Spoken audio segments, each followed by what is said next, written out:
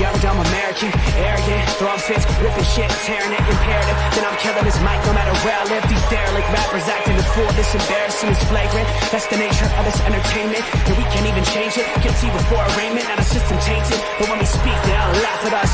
And y'all wonder why I'm lacking trust. Trying to fight a giant with attorneys that can back them up. That's church versus science, both sides start acting up. I'm late on my assignment, hopping up a mile high, climbing, obviously never silent. New alignment, I'm defiant, can I describe it? Used to describe it as a young graffiti artist. Before the beard, I always got carded. Hit every bar, even though my bar's been the hardest. The scars on my face, and I ain't always been the smartest. But I'll show you where my heart is.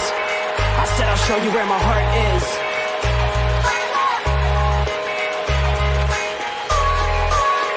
I can show you where my heart's at. See it on my sleeve. Even if the beat stops, my soul will not leave. If I never stood tall, nobody will ever see. I can show you where my heart's at. See it on my sleeve. I can show you where my heart's at. See it on my sleeve. Even if the beat stops, my soul will not leave. If I never stood tall, nobody will ever see. I can show you where my heart's at. See it on my sleeve. I can show you where my... The type of guy that would ride with the breeze. I'm higher than most people. I'm cold and icicle freeze. I'm liking to Mike Tyson. I'm a bison, a beast. I'm hot like Jamaica, like right by the beach. My pops is from a spot where they're fighting for peace. 8 years old out there watching people fight in the streets. All these sirens only make the violence increase. Yeah, we're still not loving police.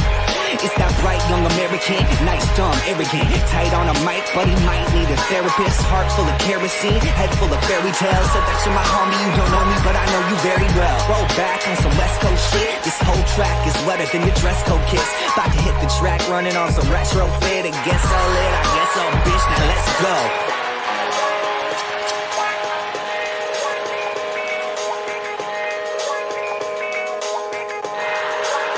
I can show you where my heart's at. See it on my sleeve. Even if the beat stops, my soul will not leave. If I never stood tall, nobody... Fellas, ladies and gentlemen, welcome to another episode of Sports Nonsense and Whiskey. Hanging with the fellas. Got a pretty simple, straightforward show this evening.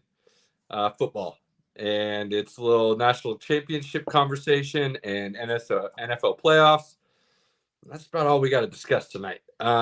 So welcome, Tuesday, January 9th, 2024. We're moving right into the new year. And this weekend is going to be fun. So how's everybody doing? Excellent. Fantastic, my friend. Fantastic. Big things happening. Big things happening. Super wild card weekend. I just love the way that sounds. Super wild card weekend. It's a super week. Wild card weekend. It's a super week, Pinky, because we got Echo out too. So it's a super week because we're getting Daredevil back. That's the biggest thing I'm excited for. Caleb, we can have that discussion. We'll see how much Daredevil's in it. We'll see how much Daredevil's in it. I'll take anything I can get right. I never watched the CW shows, so I don't know. It's not CW, it's Netflix. Big difference. Oh, he was a Netflix one? Well, yeah, what's wrong with you, bro? Yeah, Who's man. the CW? Oh, is that DC? That's we don't talk about it. Oh, okay. That's DC. It's we acknowledge it for Grant. Oh, hold Gustin, on. That's about it. The Flash is pretty. I was about to say for Grant Gustin. Yeah, I heard Flash some is of pretty that darn- stuff on CW is pretty good. Okay, so that's the DC stuff. I've just never watched it. And Daredevil, I've never. It's on Disney Plus. There's all a couple. 3 seasons.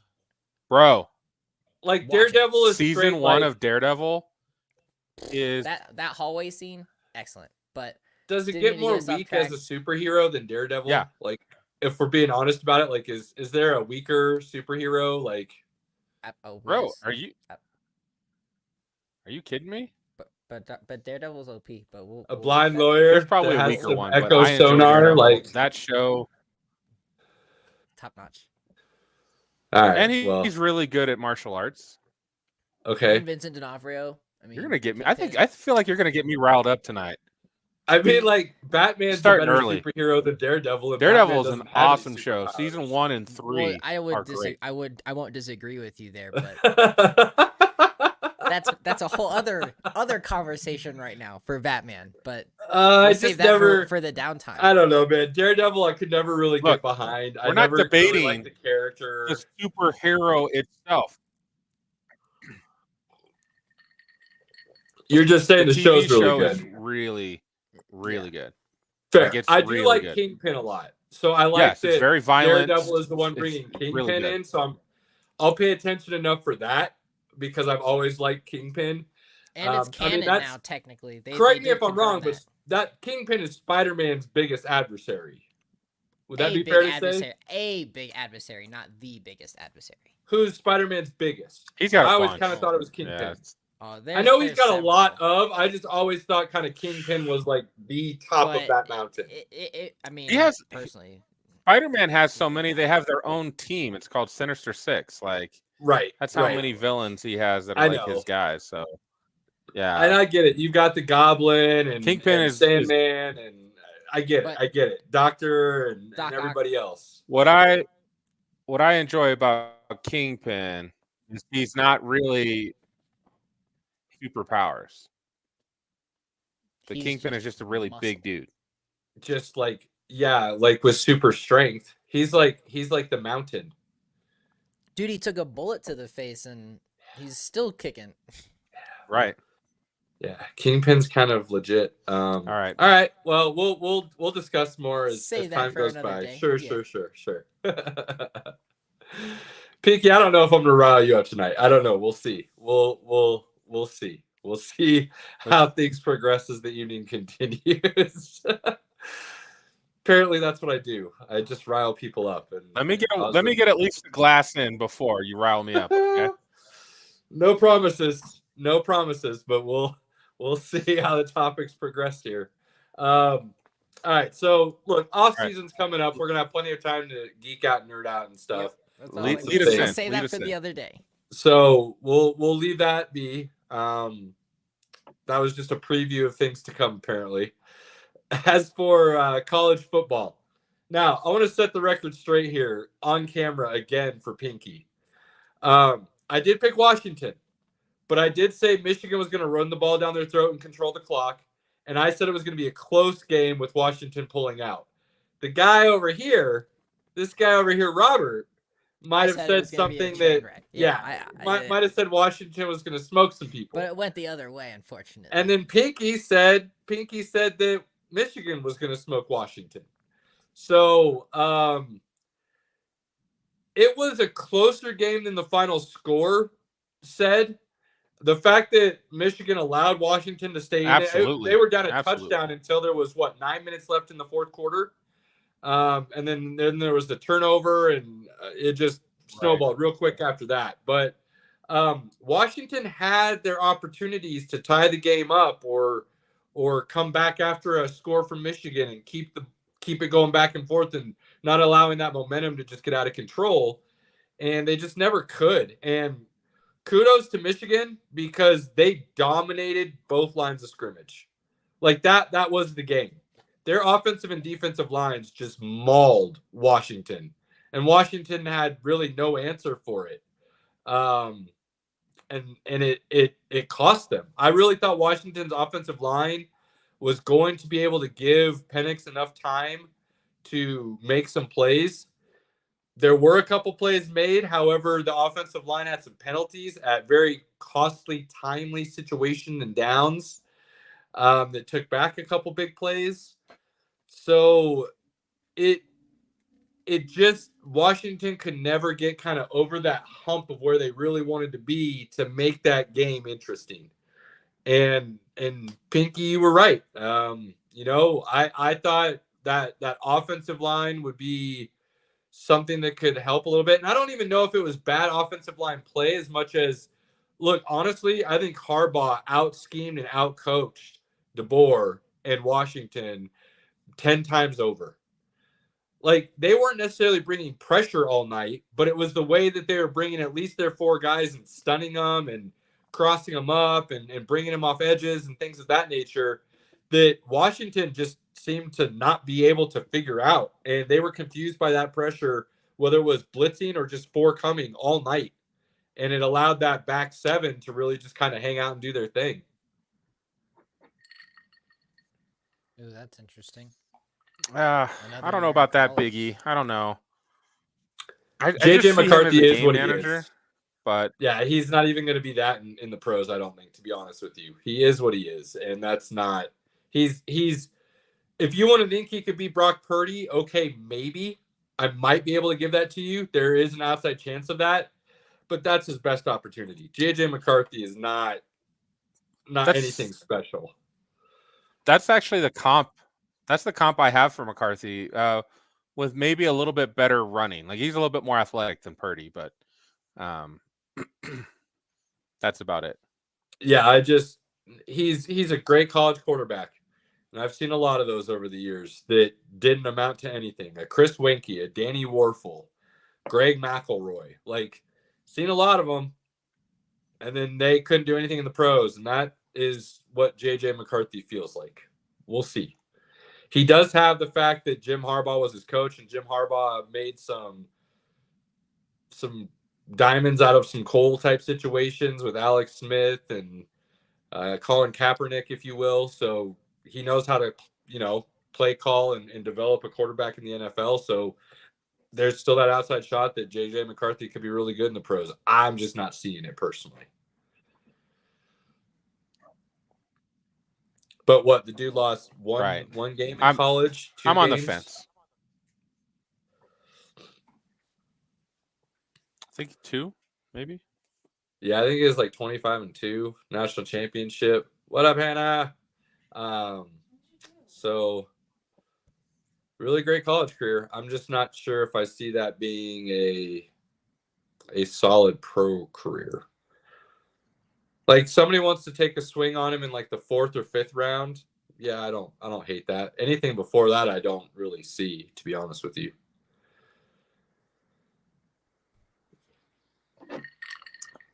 I think he's going higher than that. He's probably going 2nd round, I think. But I would take, with all the quarterbacks Cam in this Ward draft from Washington State. Way more upside there, in my opinion. Well, there's a lot more upside, but I think those guys are all going to go before the 15th. So the 15th pick. So, like, if you're desperate to get somebody, it's going to be that guy. Yeah, I guess I could see that. I don't think McCarthy has any more eligibility. But yeah, I don't know if McCarthy can go back for another season. I think his eligibility's done. Is he a senior? I thought he was a junior. Redshirt junior. Let's look. And I don't know if he's actually like announced he's coming out either. He could go back. He hasn't said anything one way or the other yet. But it also comes back to the do you want to come back for another season if Harbaugh leaves? Right? Definitely not. Yeah, why bother? Yeah, he's got one more year of eligibility right now if he wants to take it. But, I mean, that's the thing is Harbaugh. Is it my connection? Harbaugh is probably going to the NFL, and we'll talk about that here in a little bit. But, he could easily turn around and draft McCarthy. Well. What happened to Pinky? Goodbye, sir. It was a pleasure speaking with you. Yeah, I've been somewhat paying attention. I knocked over my drink, so I had to clean that up real quick. The man just disappeared. Disappeared on us. Don't know what happened. I'm interested in the Harbaugh conversation, though. I'm excited to talk about that with you. Yeah, well, I'm excited for the whole coach conversation. That'll be intriguing.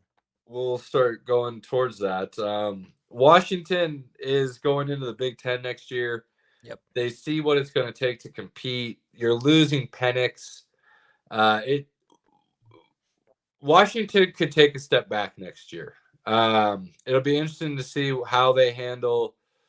They're going to lose probably 2 of their receivers, Odunze and Polk. My guess is probably are both. I think it's Polk is the other one that's going. And then Penix. So you're losing some serious weapons there. It'll be interesting to see what Washington can do next year. And they've got a tough schedule. It's going to be a rebuild year. Yeah, they're playing some top dogs in the Big Ten next year. Interesting.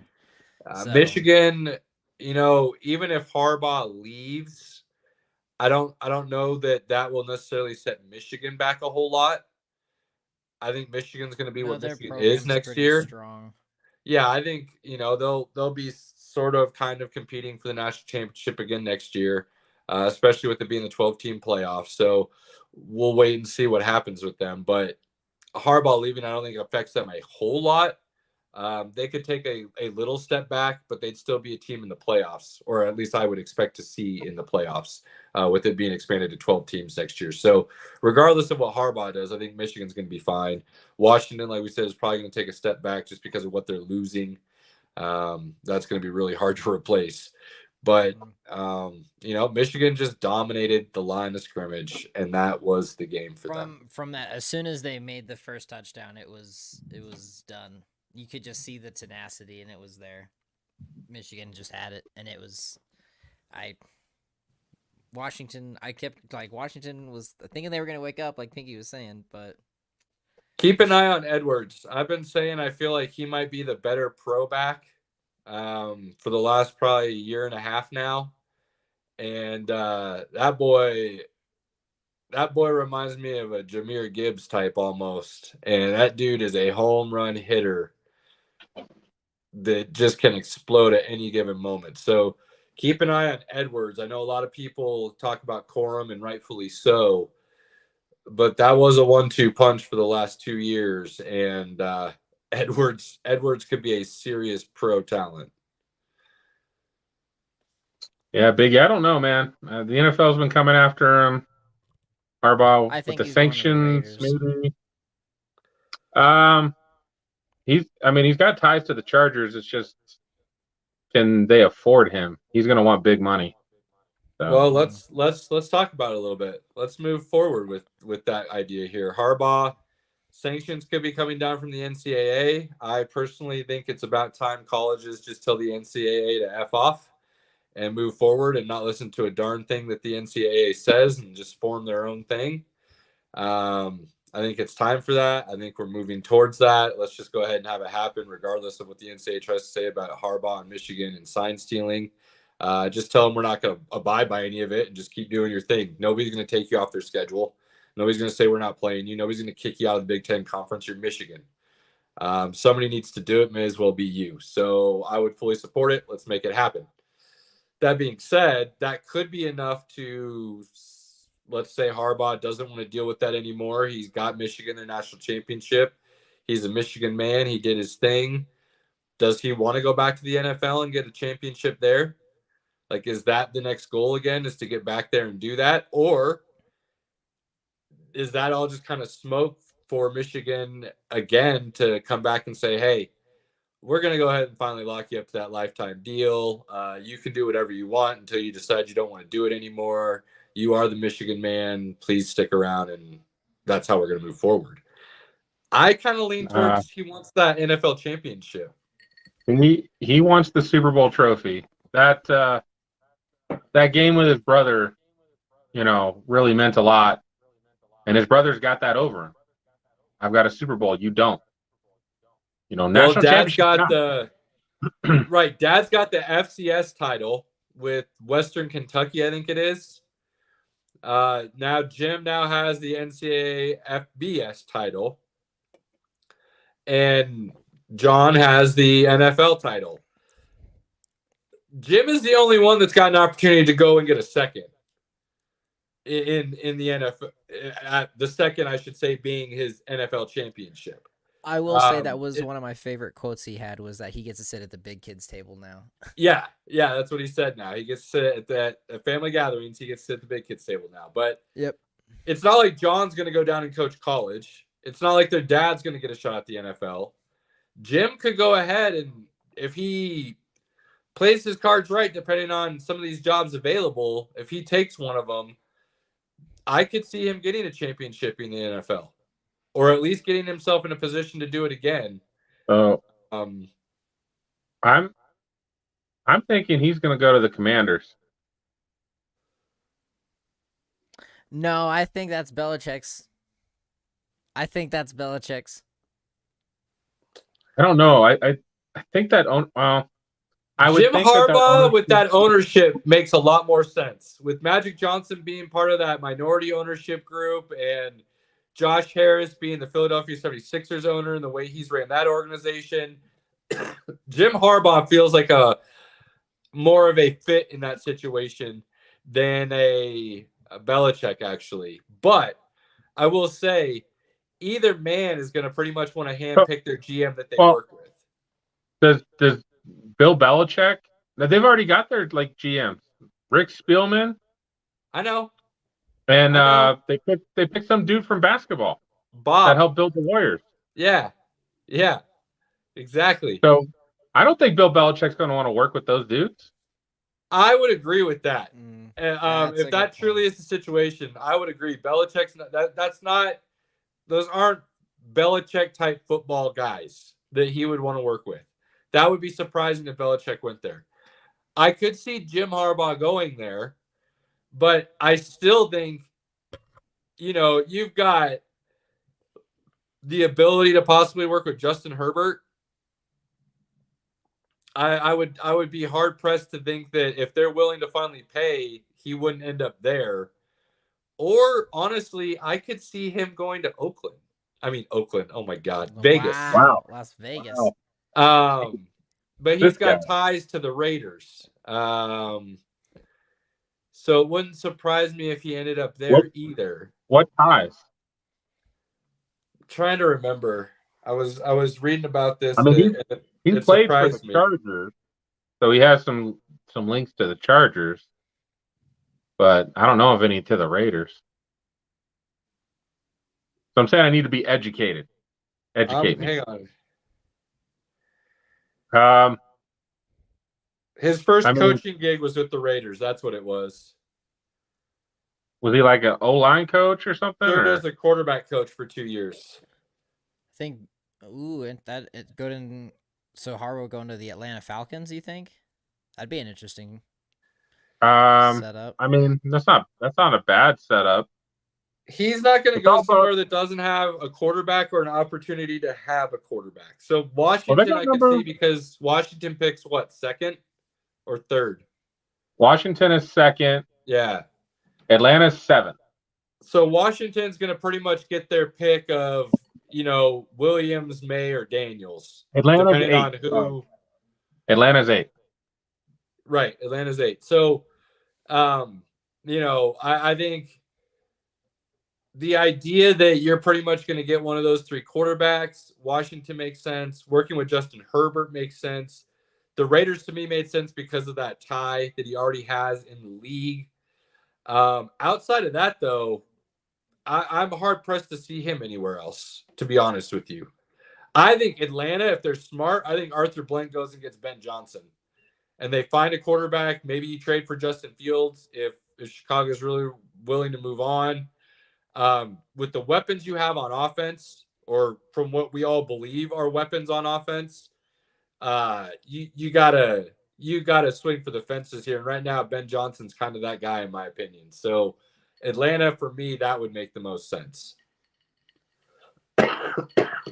Were you, as we've been kind of talking about this, coaches and getting hired, were you kind of shocked we didn't have more firings, or you think there's still some more firings to come? We've had 4 total, right? 4 or After 5. the Vrabel news today. So we've got, of course, the Raiders, the Chargers were in season, the Commanders, then you've got the Titans, the Falcons, So 5, 6, because you got Carolina too. and Carolina. So that's 6. So we're almost at that 7, 8 mark. I would be surprised if Belichick stays in New England. I'm kind of surprised nothing's been said yet, but I would be surprised if he's in New England next year. It just, for some reason, doesn't feel like that's gonna. That feels like it would be a 1-year rental, and that doesn't make any sense. Like, if you're gonna give him 1 more year to figure it out, kind of thing, like that just doesn't make any sense. And plus, what's Bill gonna do? Like, let a GM finally start doing things again? Like, he's gonna take a step back in New England to just coach? That doesn't seem like he would do that there. According to the report, he's open to the idea. Yeah, I know there's reports that he's been willing to do that, but it doesn't seem like that would make sense to me. If he's going to just coach, it seems like he would do that somewhere else. Fresh start, work with the new GM, just be the coach for, another 5 years or so, get the organization and the franchise pointed in the right direction, and go from there. Show that you can still kind of make things happen away from New England if you're just coaching, and show that, I think, makes more sense for him. Right. I don't know. I did want to say something. I guess I should have mentioned it before we moved on to coaching. We were talking Harbaugh. Sport, just kind of as a side note, I wanted to mention, like, sports are just such a great, like, most of us that are sports guys, like, we live in the moment with our sports teams, and they bring up such great memories.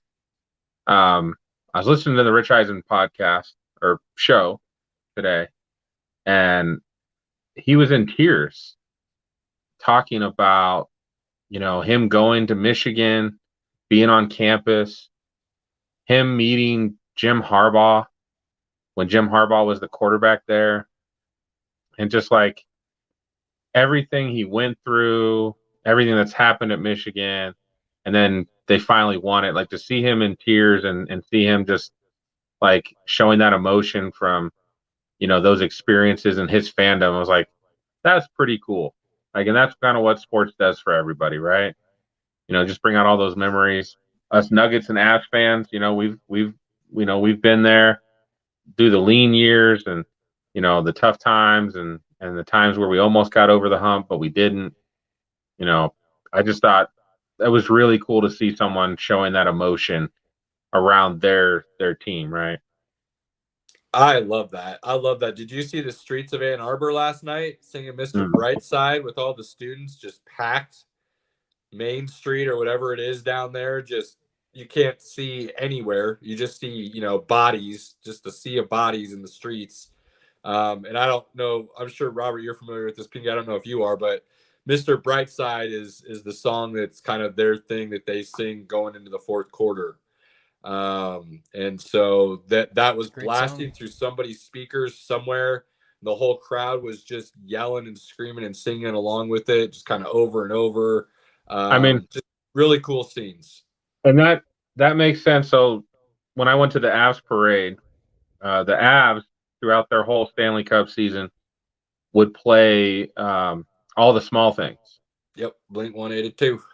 And so I still, like, it's still in my mind. I can still remember it starts to rain just a little bit, and they start playing that song, and the whole crowd's going, and the Avs are up on the stage, and they're having fun with it, and then there's fireworks kind of coming out, and like I can vividly remember it all, and I'm like, when I hear that song now, when it's played, I think of that moment. It's a core memory. As soon as it, like, I hear the opening beat, I'm like, I'm brought back to that moment. So yeah. Oh, yeah, dude. I love that. And that's what people think it's all about, like how invested we are in our team. And we are, but that's not where the overwhelming emotion comes from, in my opinion. That overwhelming emotion comes from the fact that we know we're part of something bigger with the fandom itself. So we're not the only ones that are feeling that way. And World Cup. Wanting our teams to win and succeed and go on and do great things.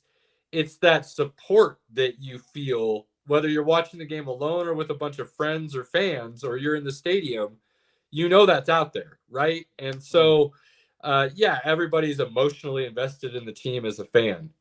But the reason that emotional investment feels so strong, in my opinion, is because you're sharing it with a bunch of other people. Oh, absolutely.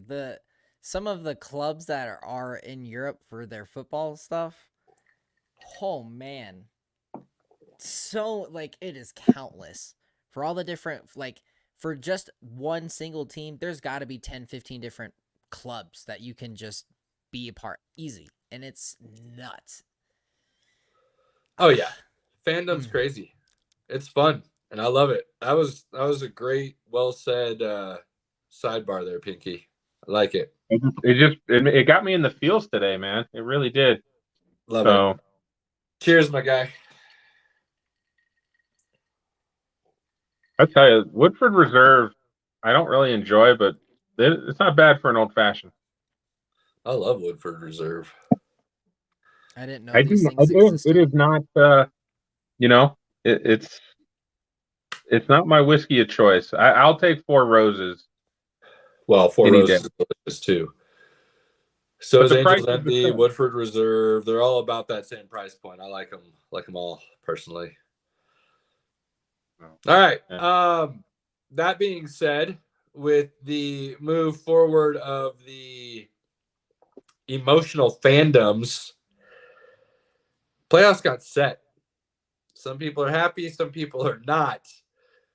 Let's dive into those, and then we can kind of talk about the off season for those that are there already after the fact, and dive into the coaching a little bit for those that are available and whatnot. So, Pinky, with the playoffs being set, let's go through the matchups first, kind of where everything Okay. stands, and then we can talk about the disappointments, those that didn't make it, that kind of stuff, and see how we go from there. That work?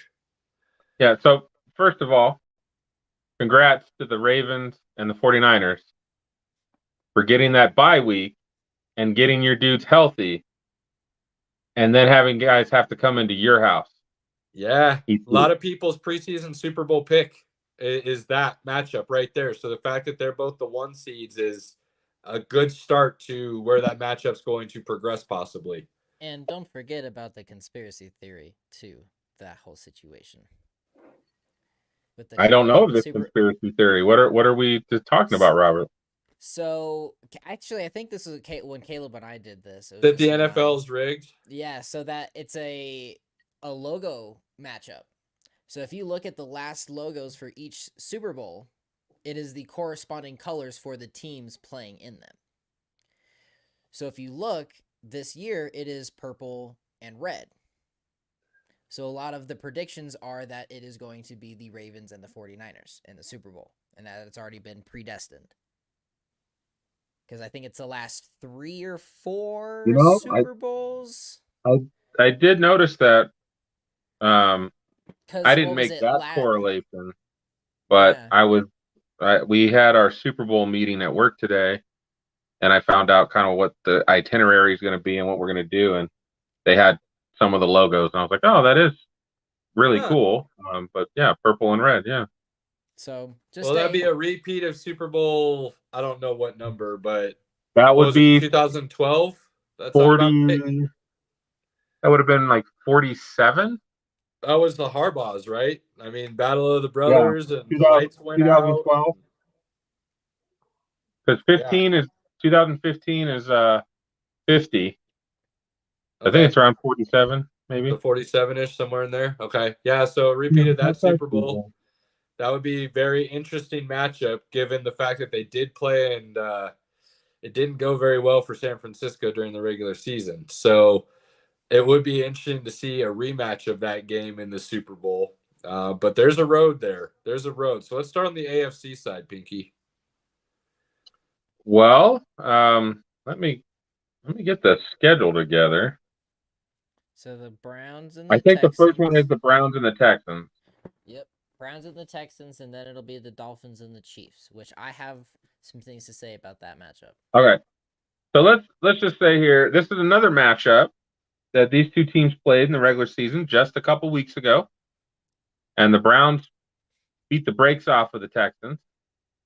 But Texans didn't have CJ Stroud. That's right. That's right. They didn't have that dude. And this game is at home for the Texans. Right. So there is a slight advantage there for them. It is indoors. Nico Collins is becoming that dude. Told you to keep an eye on that giant man because he is balling.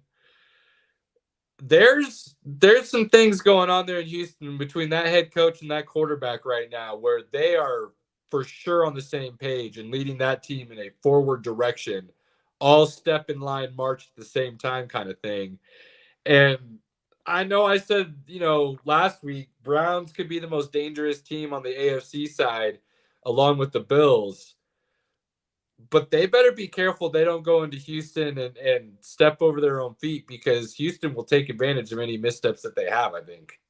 Yeah, they can't. Yeah, I mean, they got it in the bag at all. I think this is going to be a tough game. I really do.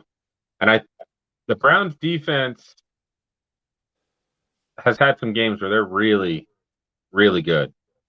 So, and I mean, running they the might be the football, best defense in the league this year, right? Like, if we're being honest with it, maybe a little inconsistent at times, but their inconsistent bad is like still at a good level, and their great is like on another level. Biggie's a guy after my own heart. But What did I do? What did I say?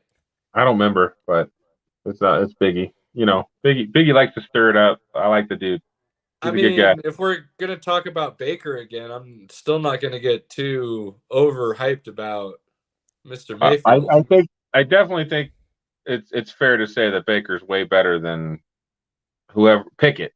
Yeah, the conversation. I said he's had a better year. I don't know if he's necessarily a better quarterback still. He absolutely is a better quarterback than Pickett. You think if Baker played in that situation in Pittsburgh, he would have played any better than Kenny Pickett did? I think he would play all right. He had that similar situation in Cleveland and still took them to the playoffs, man. I mean, Cleveland, he had the best offensive line, the best running game. Yeah, I mean, Mason Rudolph's playing better than Pickett right now, too. So, I mean, Pickett's not good. He's not good.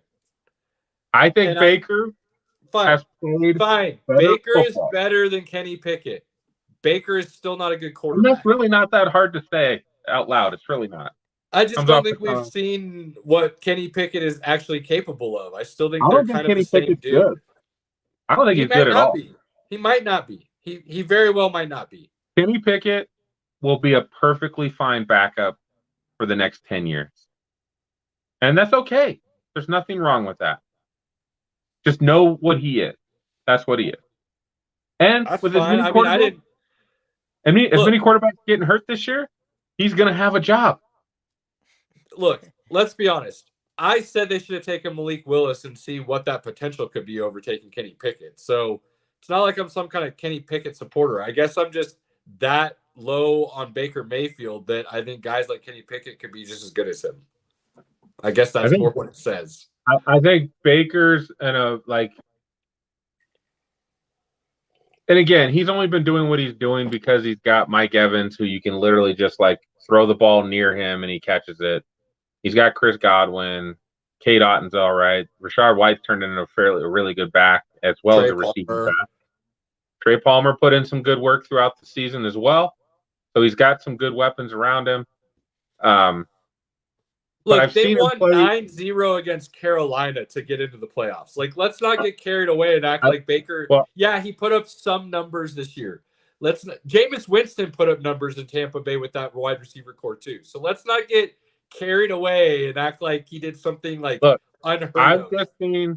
I've seen Baker play good football in multiple different situations. Baker's a better quarterback than Kenny Pickett, and that's really not even a conversation. Let's just go ahead and state that as fact, and we'll move along.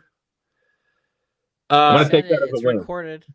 Since we're talking about Tampa and Baker, I know we said AFC, but I'm going to jump over to the NFC now just because we're on it, and we'll come back to the AFC. Like, this has just been driving me nuts to the point where I'm like, did Philly lose on purpose? Like, did they get smoked on purpose because they wanted to go ahead and get Tampa and some warm weather in the first round? Because I don't see any way Tampa wins that game. I don't. I literally do not see any way Tampa can win that game. And Philly's been playing bad.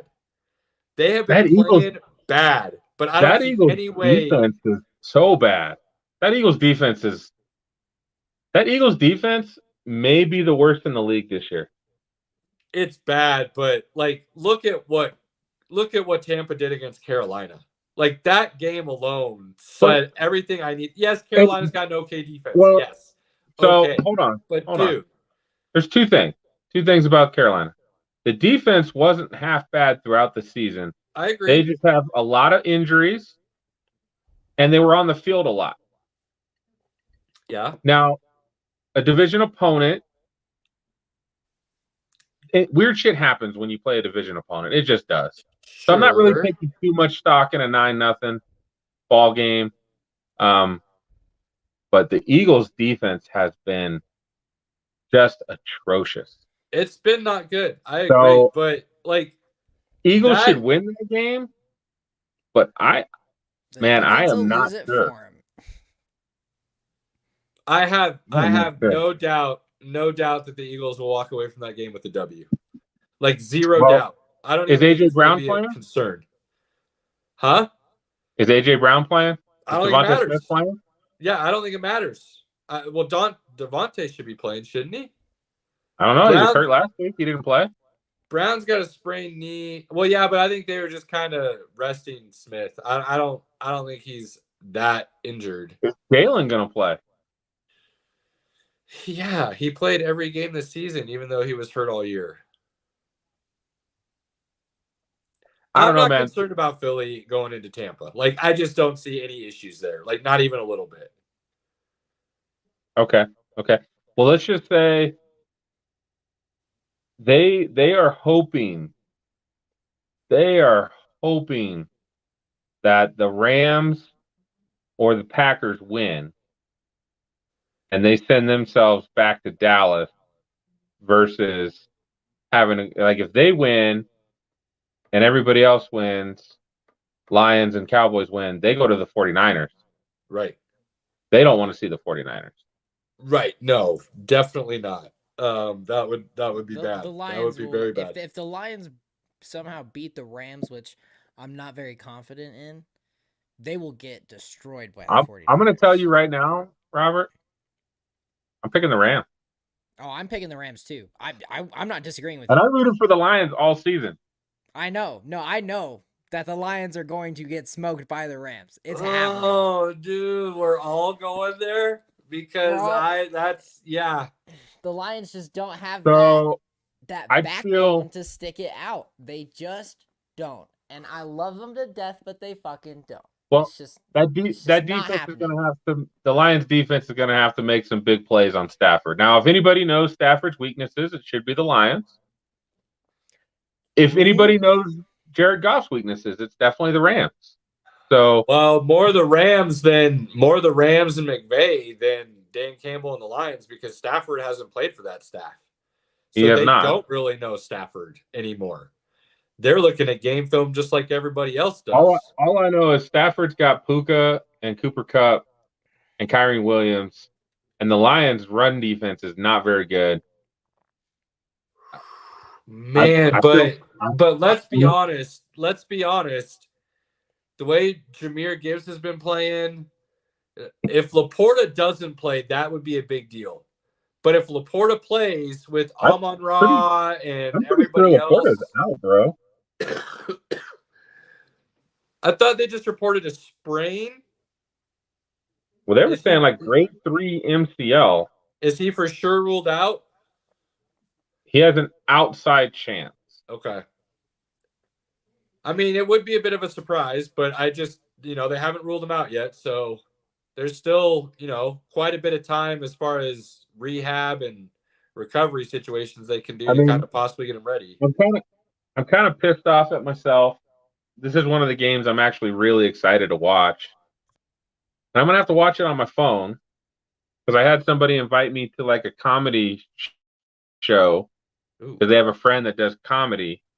And every time the guy's in town, they invite me to the show. I've always had things going on. This time I didn't actually have anything planned. And I was like, oh, yeah, sure, I'll go. And then when these times got announced, I was like, son of a bitch. That's right during the comedy show. That's unfortunate. Don't worry. It'll be on my phone. Which, speaking of times, I am curious to know, as viewers, how do you feel about the Chiefs-Dolphins game being exclusively on Peacock? I have Peacock, so I don't really care, but that is Peacock, so I don't care. Yeah, I mean, I do too, but I'm just... I think it's terrible. I think it's terrible.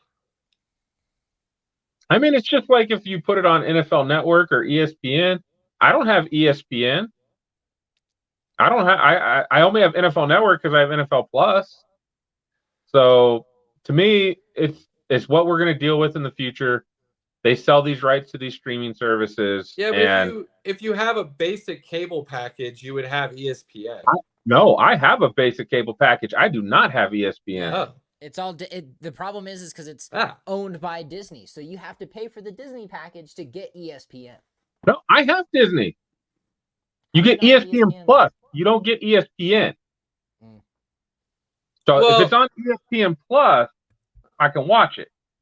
Yeah, but If it's on ESPN Plus ESPN, usually shows what's going on ESPN, doesn't it? It does not. Really?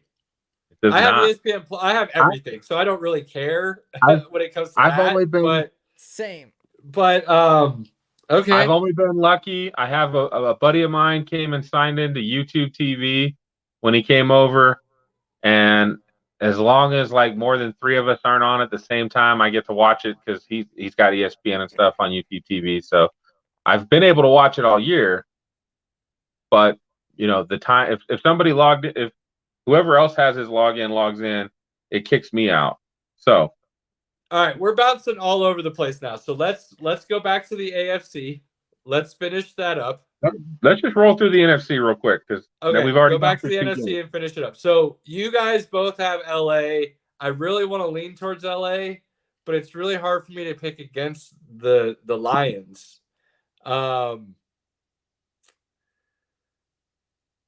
know what? I'm going to say Lions like 31-28.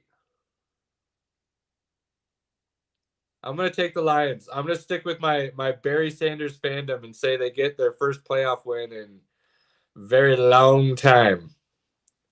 If they do, I will be shocked.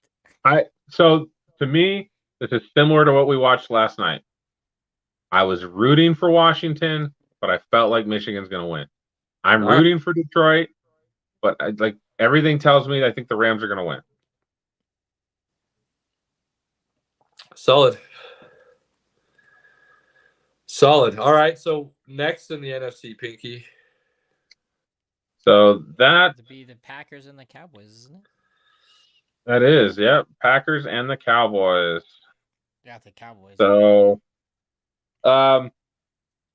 Cowboys are gonna smoke the Packers. Are they? They're gonna smoke the Packers. Are they going to smoke them, or are they going to have one of those games where they might win, but everybody's going to look at it at the end and be like, well, they almost Dallas that away. Like, is it going to be one of those situations? That Green Bay defense is so bad. It's not good. Now Dallas doesn't run the ball. They do have Jair Alexander, who's one of the top corners in the league, so he can kind of follow CeeDee Lamb around a little bit. If CeeDee Lamb gets even remotely taken out of the game, does Dak revert? Does he take a step backwards? Does he go what that false narrative has been about Dak Prescott? They have to put a little bit of pressure on him too, though. They will. I'm not going to disagree with you. They got to heat him up because Dak's playing at a really good level right now. But a lot of that good level is also coincided with CeeDee Lamb going off. He's got this offense down now. And he is literally just, getting the ball out. If you heat him up, then maybe. Packers D-line is good. They don't have that consistent pass rusher, though. We know they've got talent on that defense, but whether it's the play calling or just lack of motivation, that defense has not lived up to expectations the last couple of years, for sure. Not anywhere close. So I won't disagree with you there. I just feel like this is one of those matchups that the Cowboys trip themselves up on. It's something they should win. It's something that they're at home, everything that goes in their favor. And all of a sudden, Jordan Love comes in, who's playing this almost oddly really good football, because when you watch it, at some point in times, he'll make these plays where you're like, oh, no, yes! And you're like, oh, my God, how did that just happen? So, Dan Quinn in that defense doesn't usually allow those things to happen. But then again, it just feels like a Dallas trip-up game. Am I just overthinking it? I think you're overthinking it a little bit, but I can't talk bad about Jordan Love. He took me to a fantasy championship.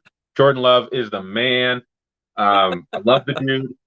In a championship game, he gave me 4 touchdowns. Like, he's my dude now. He's got me. Oh, you're on the Jordan Love bandwagon now? You want to be on that? I can't say a bad word about Jordan Love. He brought me a championship. Okay. I mean, we all know I like Jordan Love, so I'm not, I was there at the beginning of the season. I almost had to convince you into the Packers making the playoffs because of Jordan Love, basically, and that young talent on the offense. I don't know if I can pick them against Dallas and Dallas. I'm just saying I have this weird feeling that, like, it just seems like Dallas is going to trip up for some reason. Everybody's like picking them for the NFC Championship game, and they're going to, like, mess it up at home week. So wild card week to Green Bay. I feel like the next game is the trip up game for them. Okay. They're going to be feeling them. I feel like they're going to blow the Packers out. That's my feeling. Okay. And when they blow them out, I feel like they're going to be just like, we're the best, we're amazing. And the next game is when they'll have their trip up game. I'm wondering how much I want to listen to you on this, because you just said you feel like this game is like the national championship game from last night, and I'm feeling like it's going to be a close. That was the Detroit Rams game we were talking about. Yeah. Okay. My bad. Yeah, I'm rooting for the Packers. Jordan Love, let's go, baby. Yeah, I just feel like I don't know. And again, is there anything better for us media guys than talking about an epic Dallas choke job, right? Golly. They give us some of our best content. So, yes, I would hope that happened. But I as good as Dak is playing right now, like, I feel like if everybody wasn't on Lamar's nuts right now and they looked at Dak's numbers, Dak's the MVP. Dak's playing really good ball. There's no doubt about that. Dak's playing really good ball. 35-24 Dallas. I think I would agree with that, Caleb. It'll be close.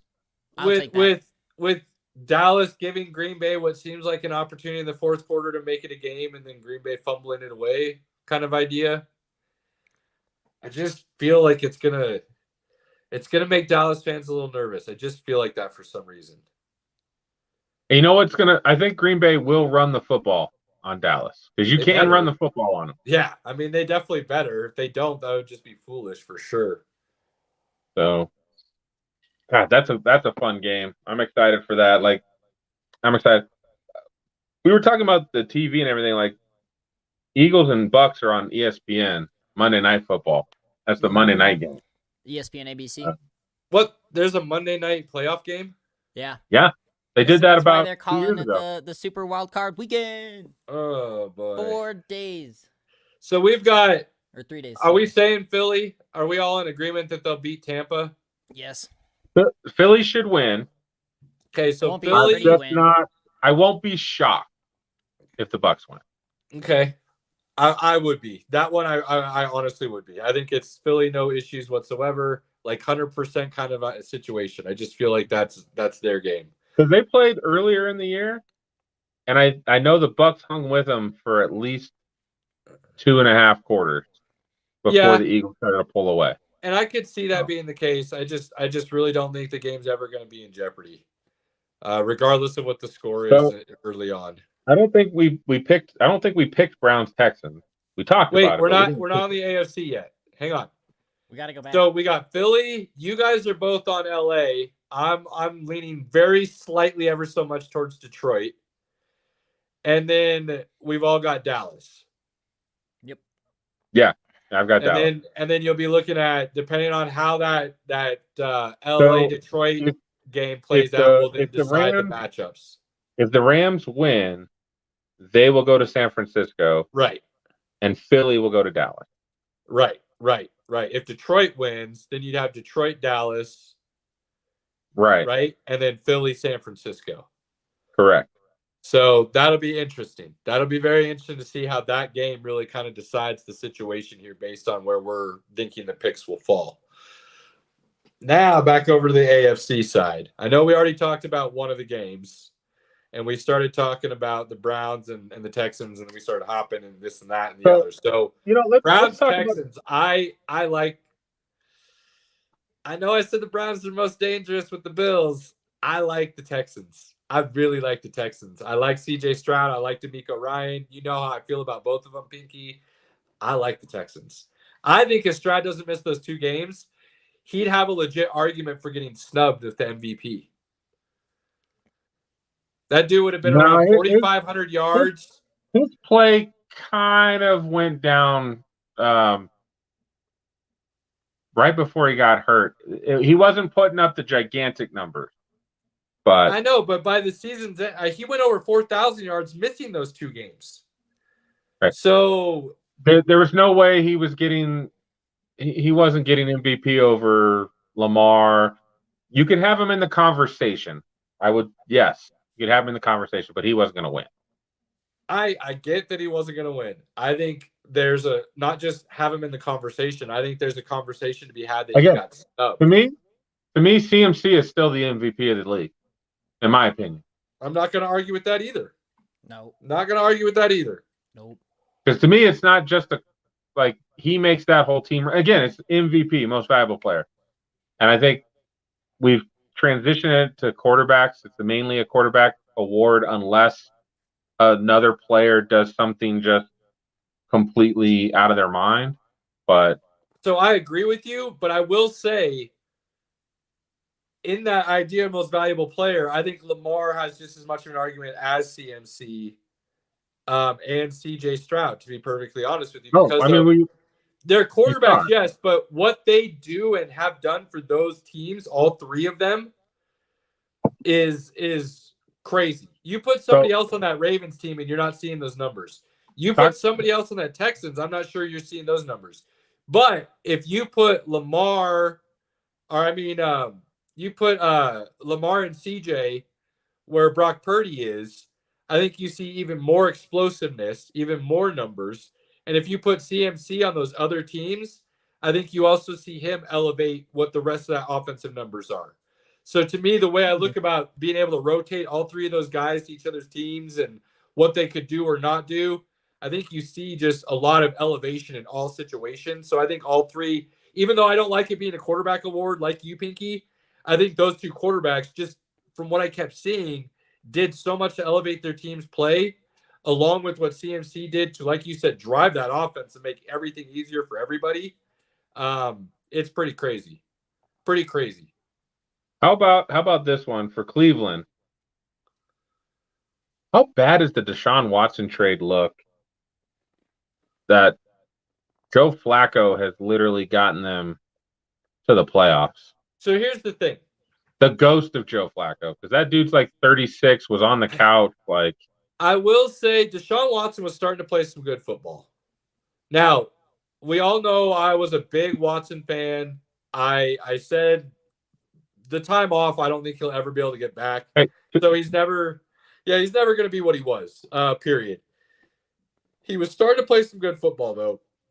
So I don't think the trade itself is as atrocious as the contract signing that went with it, which is exactly why Russell Wilson and that trade is almost as bad or right up there with that Deshaun Watson, because it's not just what you gave up, which you could argue isn't necessarily that bad in the long run when you look at what it really was. But then those contracts and the guaranteed money you gave on top of what you gave up for that play really kind of makes it that bad. Thankfully, the Broncos had an out where Cleveland giving them all guaranteed. Yeah, there's no all guaranteed. So that's tough. That's why Watson's is slightly worse than Russell Wilson. But the fact that they're both in the same conversation as just epically bad isn't necessarily about what was given up as much as it is about what you signed the guys to make sure the trade got done, right? Right.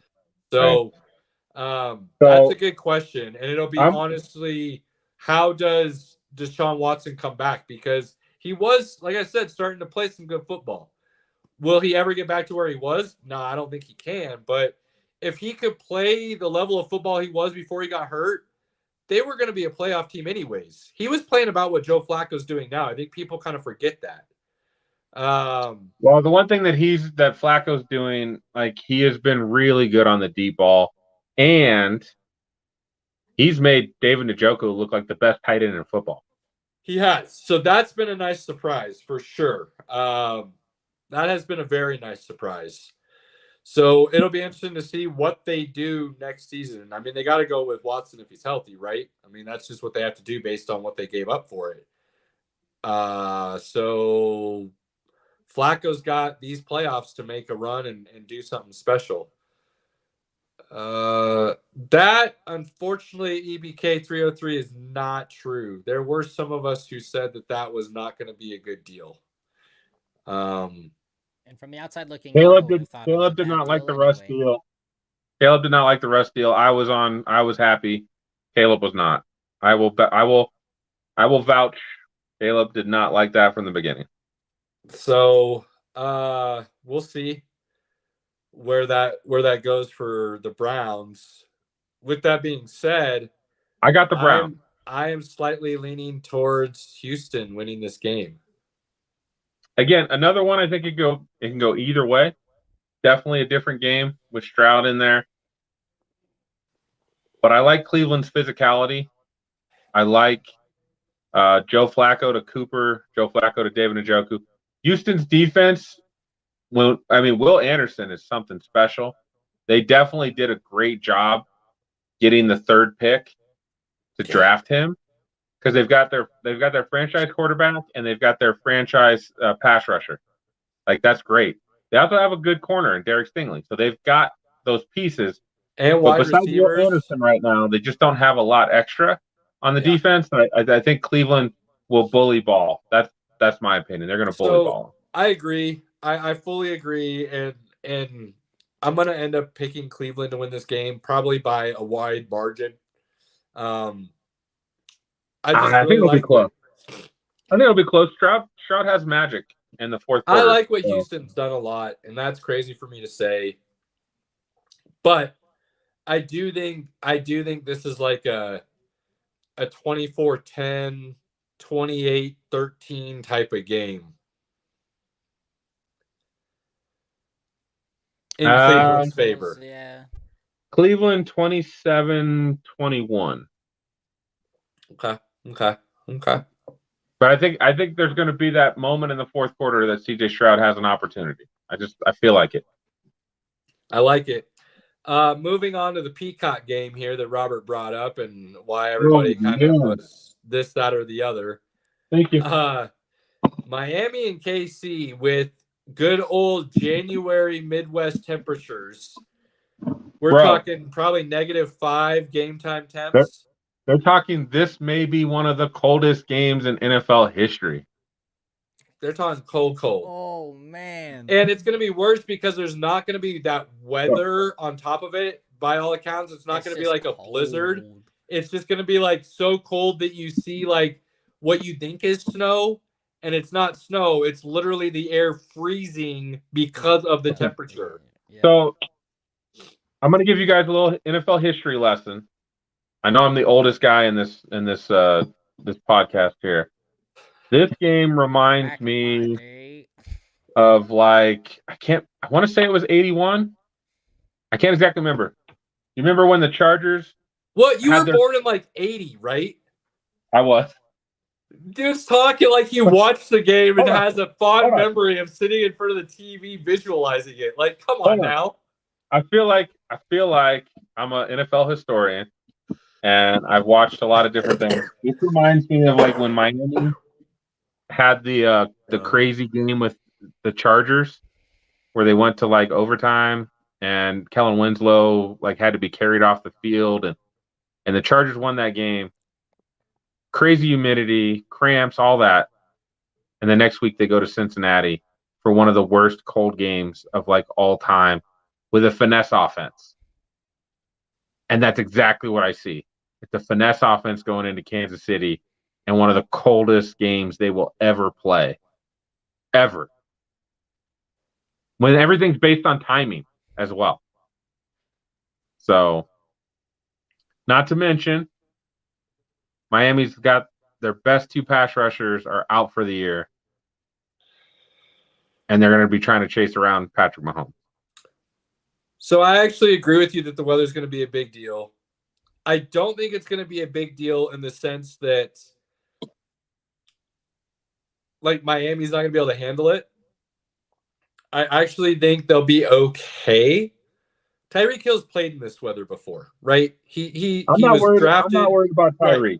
Right. I know you're not. I'm just saying, like, he's been there before. So I think weather is more about a mindset a lot of the times. And a lot of those finesse offenses you just don't see play in outdoor stadiums and weather. They're usually in a dome or down south somewhere. So they usually don't have a lot of guys that have that mindset. With Tyreek being in it and how creative that offense can be, I actually don't think that's going to be the issue. I think what you touched on, Pinky, just a moment ago is the issue, and that's Miami's defense. And they have just been decimated a little bit with injury here to the point where it actually puts their offense in some bad situations where they almost feel like they got to have these one-strike plays and things of that nature, to where I think McDaniel is actually overcompensating at times with his play call for the defense. And I think that is where all of a sudden, this is going to sound crazy. Hang on, give me a second. This is going to sound crazy, and then I'll let you just eviscerate me for this. I don't know why, but I have this weird feeling that all of a sudden, because they're going to be trying to catch a dead rock, that the Kansas City wide receivers are all going to show up and catch balls this game, and Miami's defense isn't going to be able to do anything about it. I don't know why. I just have this weird feeling that that's what's going to happen.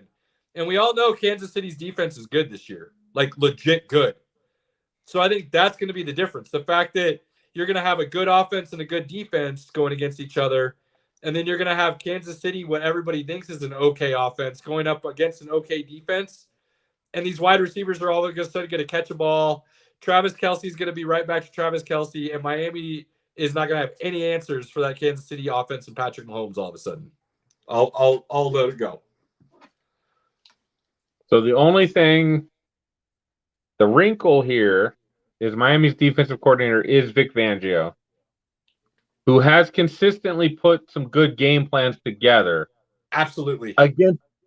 Against the really good Kansas City offenses. Yep, you are absolutely correct. Dude, they're not as good.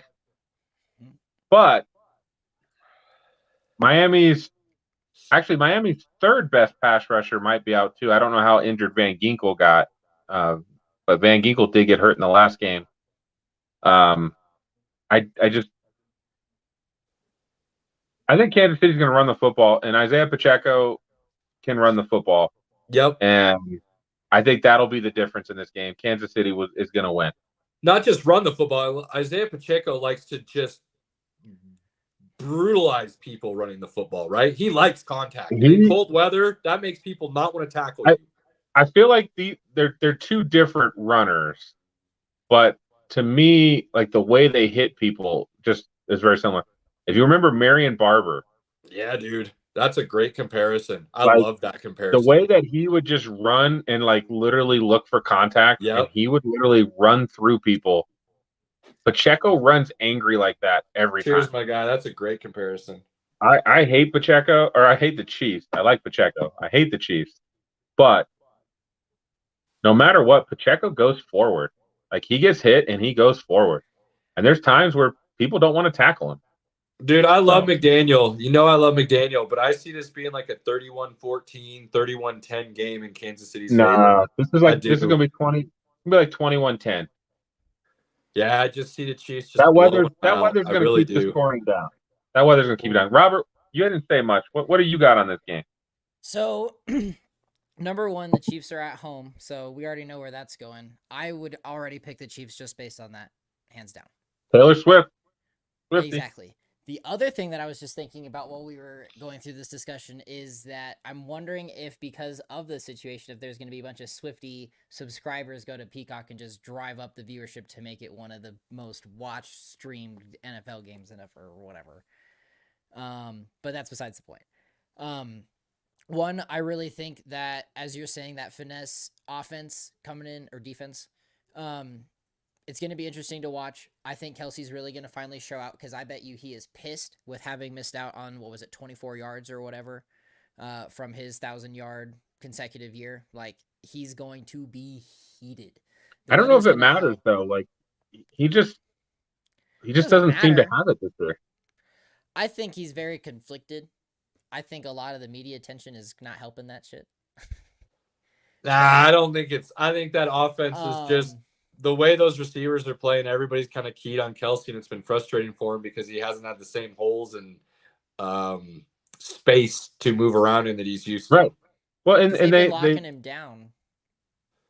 I mean, everybody's had, like, you've got wide receivers. If Sky Moore, Kadarius Toney, Justin Watson could catch a football on a regular basis, I think Kelsey's probably still steamrolling a little bit. But I think they need to start game planning for Rashee Rice and Kelsey and Pacheco. And I think that would open up everything for all three if they focused in that order. Because if Rashee Rice is having a game, Kelsey's going to be able to do whatever he wants. Mm-hmm. I don't think you can do it the other way around. I don't think you can do Kelsey and then hope Rice gets open, because that's not really Kelsey's game. Kelsey's game is really almost improvising with Mahomes, right, being the best jazz artist, if you will, that the game might have ever seen.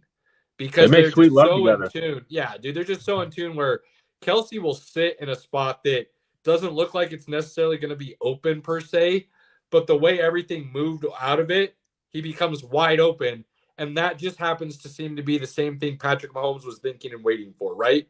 So that lockstep, that in tune that they are playing jazz and both playing their own separate song that is the best sounding together at some time is what makes them so special. So I think Kansas City. That's a damn good way to put it, Caleb. Thank you, sir. I appreciate that. So I think if Kansas City wants to be successful, you really take advantage of that potential of Rashee Rice. You game plan to get him open and get him going, along with Pacheco in the run game at the same time. And then you just watch Travis Kelce go nuts on everybody. I think that's what they need to do. And I honestly, I don't know why. I keep saying it. It doesn't make sense. But for some reason, weird things happen in cold weather games. And people somehow get this idea that means you don't throw the ball. And 9 times out of 10, you actually see great passing games in really cold weather, because the offense, the more you hit that defense, the less they want to kind of be involved and tackle and things of that nature. That's just proven over time. So I like KC 31-10, 31-13, like a real big KC just beat down for some reason. I like 21-10 is my KC 21-10. Let's see what happens. I like EB Dave's comment here, but I just,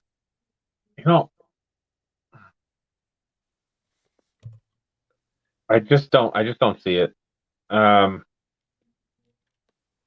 If the weather was going to be like your normal 20-30 degrees, I feel like, yeah, I could see Miami doing that, but I can't. Their defense is just missing too many pieces. Cold. That defense is just missing too many pieces. And I just see defense isn't. I don't know if Tyreek's going to have a problem, but I just see like Jalen Waddle. Is Waddle even going to play? I think Waddle's going to play. He's not going to be himself. You know that. Mostert. I mean, when that ball's a rock like that, and they're really like, their run game was really non-existent against the Chiefs, the first matchup in Germany. Yeah. And everybody knows I am not a Chiefs guy by any means. I just don't see the avenues for the Dolphins to win the game. I don't either. Arrowhead's a tough place. It's a shithole. If you've been there, you would know. The fans are great. It's a fun time, but it's the oldest stadium in the NFL now, isn't it? No, Green Bay and Chicago are older. Oh yeah. I should have known that. Yeah, they both just renovated over and over. But yeah, the KC is just, man. Yeah. Sorry, Miami. Better luck next year. Yeah, not looking good. All signs are pointing up. You've got a good coach. You got a good QB. You've got a good offense. The defense was really, really starting to play well. And then injuries hit, just can't, sometimes you just can't overcome that. That's what happens. What's the next matchup? So this one is Buffalo and Pittsburgh. And this is all because of Jacksonville completely shit in the bed. Just unbelievable. They were, 8-3, I think, at one point, first in the AFC, and they missed the playoffs. Look, I don't know why everybody on that team regressed other than Travis Etienne. But they did. And Doug Peterson and Trevor Lawrence better figure it out this offseason, or they're going to have some major issues next year. And the Jaguars fired their defensive coordinator too. Yeah, there's problems all over the place on that team right now, and it's just not looking good. But we'll talk about offseason stuff here in a second. So, I'm gonna talk about my boy Rich Eisen again, because he said it when the Bills were 6-6. Don't let this team in the playoffs. Don't. If there's one team in the AFC that you don't want to see in the playoffs, it's the Buffalo Bills. It's Josh Allen, who can be Superman when the time is right. You don't want to see in the playoffs. Don't want to see him. I completely agree with my man Rich. They will hurt themselves, but when Josh Allen's playing like clean football, that is a tough team. Look, at this point in time, the way they're playing, the way Josh Allen's playing, and we had this conversation on our little group chat. Josh Allen is an all-time great. And he is going to give you unbelievable quarterback play, but he's going to make you frustrated at times. And you're just going to have to learn to live with that, because what he can do above and beyond that frustration, he gave it to you last week. He had 3 total turnovers, 2 bad interceptions, and a bad fumble. But he went on to have, 360 yards passing, another 70 rushing, 2 touchdowns and a rushing touchdown or something like that. Like, the man won the game for that team.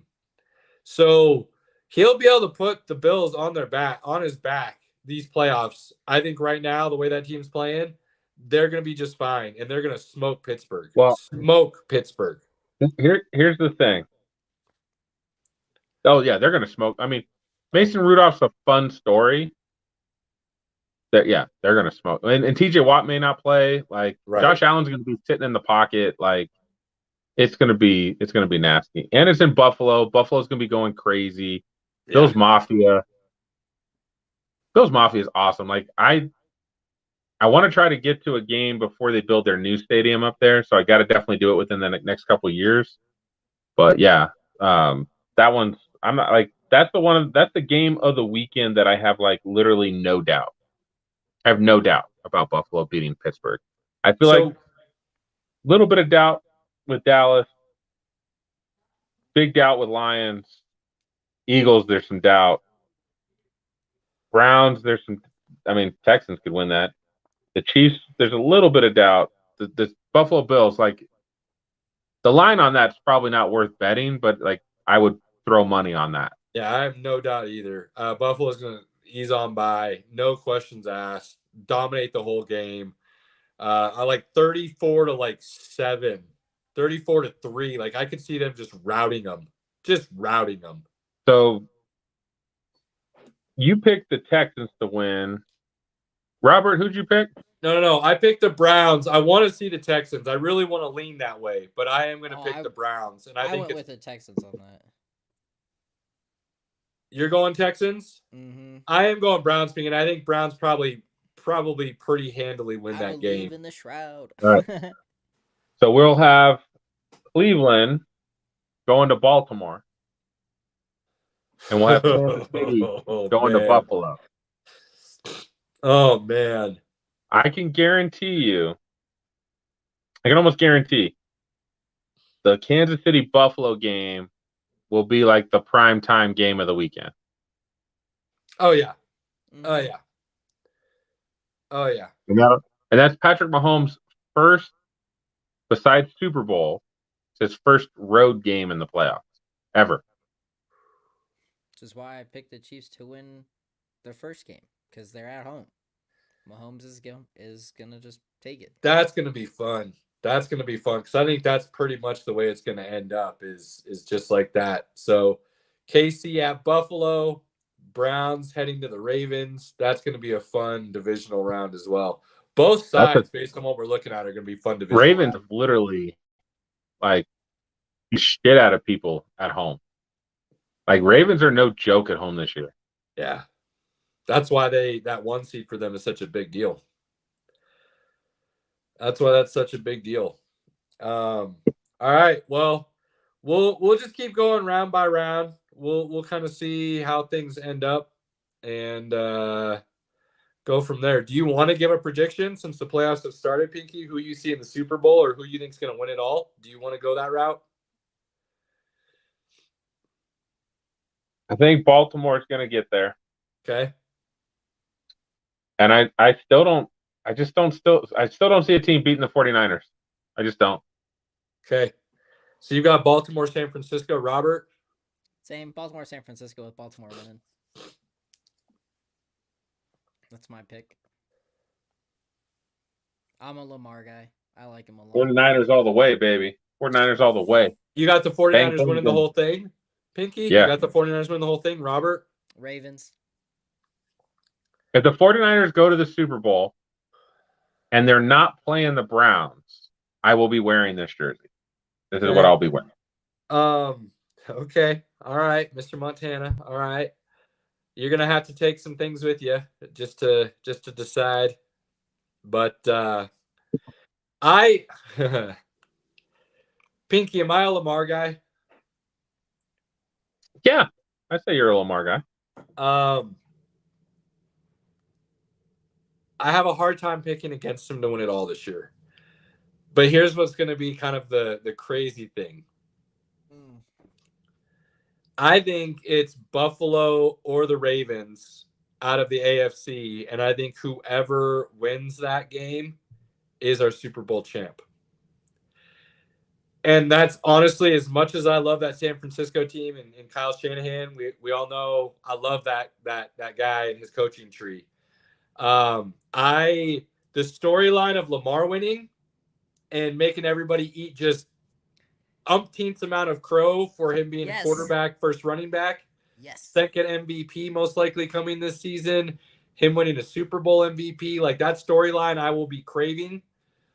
But the idea of Buffalo winning it all as well, Josh Allen maybe having some turnovers, but coming through in the end, John Elway style to win the game for Buffalo.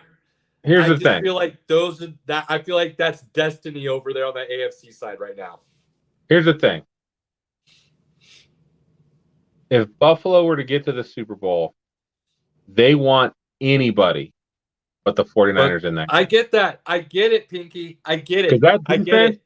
That defense cannot hold the 49ers. I know. It doesn't make a lot of sense, but I feel like that's what's going to happen. I do.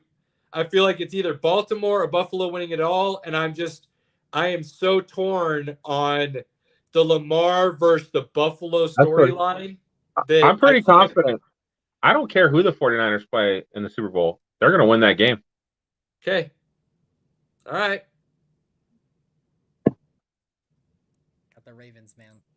I'll pick a winner of the Raven-Buffalo game when it's the AFC Championship, and then that's how you'll know who my Super Bowl winner is. But right now, I feel like and look, San Francisco's an insanely good team, and we talked about how they might be the best team in the league for a long time. I just have this feeling that we're looking at either a Lamar or a Buffalo Josh Allen victory. I just have this feeling. I've watched a lot of both. I've watched all three of those teams. That 49ers team. Well, good, but I mean, let's remember, what did Baltimore do to that team in San Francisco? Two of those turnovers were tip balls. Those don't happen. That's a whole different game, man. Maybe they just have an idea of how to defend Brock Purdy. It's a whole different game. And the 49ers were running again. I think the 49ers got a little cute. They were running the football more than effectively against that defense. So we'll see. We all think it's going to be San Francisco. So we're on the same page there. Yeah, I don't see a team in the NFC beating San Francisco in San Francisco. I don't see it happening. And we all like the Ravens. I just could possibly see Buffalo, and I don't know how to decide that yet. Ravens, to me, if the Ravens or the Bills make the Super Bowl and they play the 49ers, I feel like it's a win for all NFL fans. Buffalo makes it, and they beat the 49ers by some miracle, they get their first Super Bowl. Awesome. Lamar gets it after betting on himself, winning the second MVP, betting on himself. Awesome.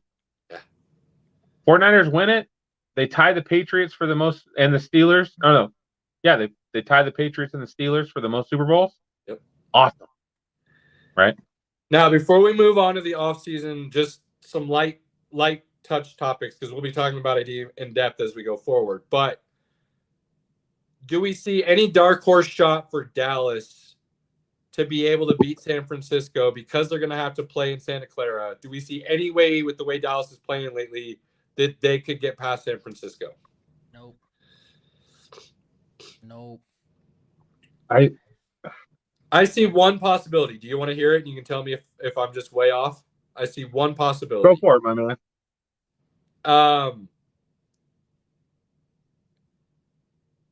Tony Pollard is going to have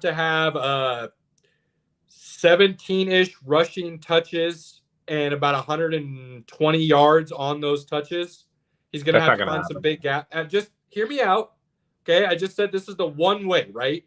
This is the Doctor Strange head spinning in circles. I'm going to give you the one. Okay? Tony Pollard does that. You see Ferguson have about 7 to 8 catches and about 90 yards and a touchdown.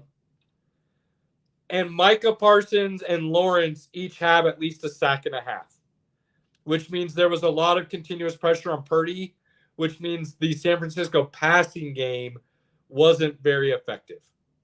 That's the only path I see to Dallas being able to win that game, and it would still be really close. I think all three of those things can happen, and I still don't see them winning the game. Okay. All right. San Francisco is Dallas's kryptonite, and they put pressure on Dak. They force him to get rid of the ball quick, and in those moments, like, bad things happen. I just don't see it. Now, is Dallas good enough to beat the 49ers? Yes. I do think they are good enough to beat them. Okay.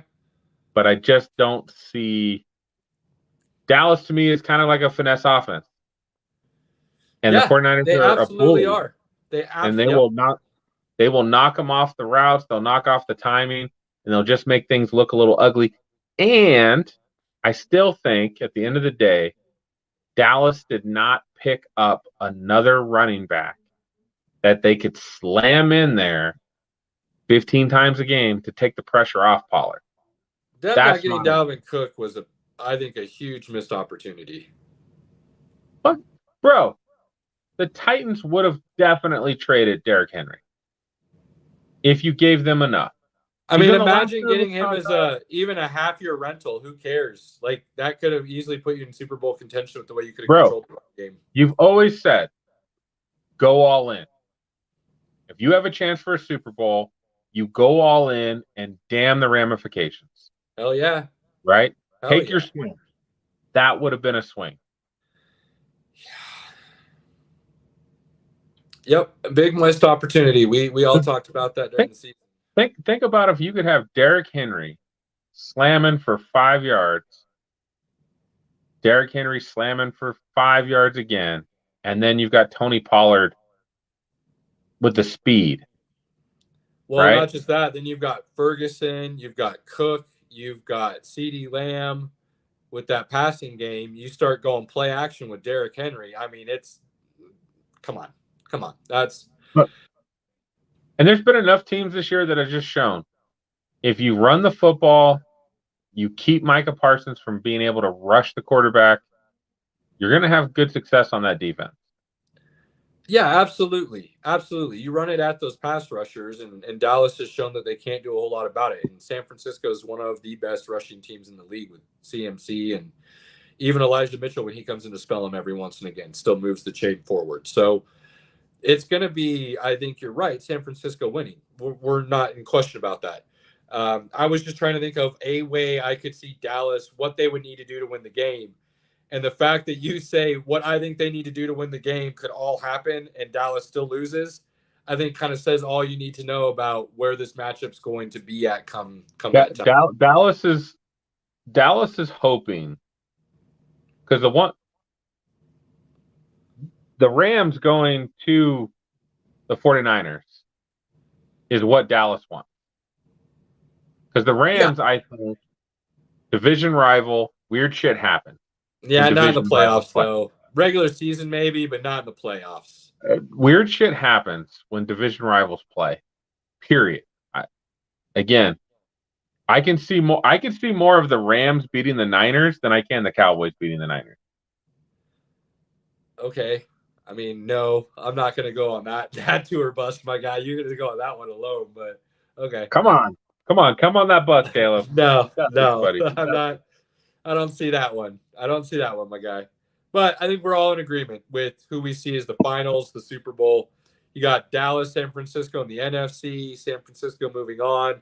We've got Buffalo Ravens in the AFC.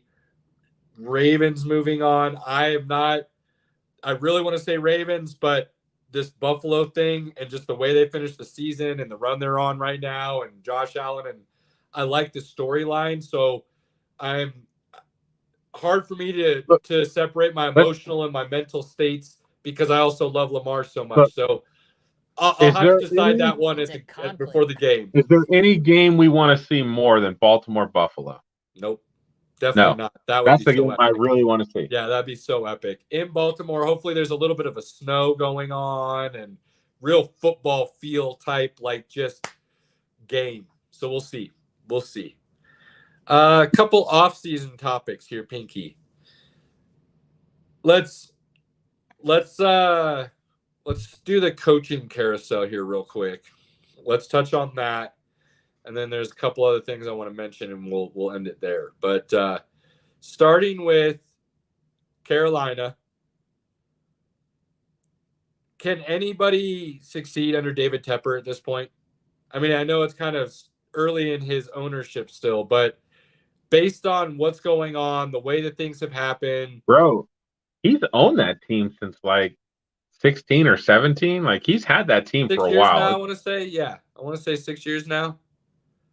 So they're going to be looking for a new GM and a new coach. Yep. And it might be ballsy, but if I'm the GM or the coach, I got to tell him, like, you got to take a step back. I have to. Like, if you want me to coach this thing or build this roster, you got to take a step back and let me do my job. Because that's what they're hiring me for. Let's be honest. I think the reports that were coming out, I think, are definitively true now, in my personal opinion. That coach and GM wanted Stroud, not Young. Absolutely. And the owner wanted Young. If they all wanted Young, that whole front office coach, they'd all still be there because you'd want to grow with everybody being on the same page. Just get him some more weapons. Everything's going to be okay. You only fire that coach after 1 year and that GM after everything that's happened if you were not on the same page of that draft pick, in my opinion. And let's be honest. If more of that team was put together, I think Young could be a more than capable quarterback. Possibly. But he's got no O-line. He's got no receivers to throw to. Nope. He's got backup running back. Yep. Like, there wasn't anything to really help him be successful. No, there wasn't. So you're taking a guy who is good at, putting the ball in certain windows and timing and, like, when he's not rushed, he's really good. But CJ Stroud can throw the ball deep, and you can rush him. He can run. Like, He just has a little bit more than what Bryce Young can do. Now, CJ Stroud's probably not going to have a great year if he's behind the Panthers. Probably. I agree.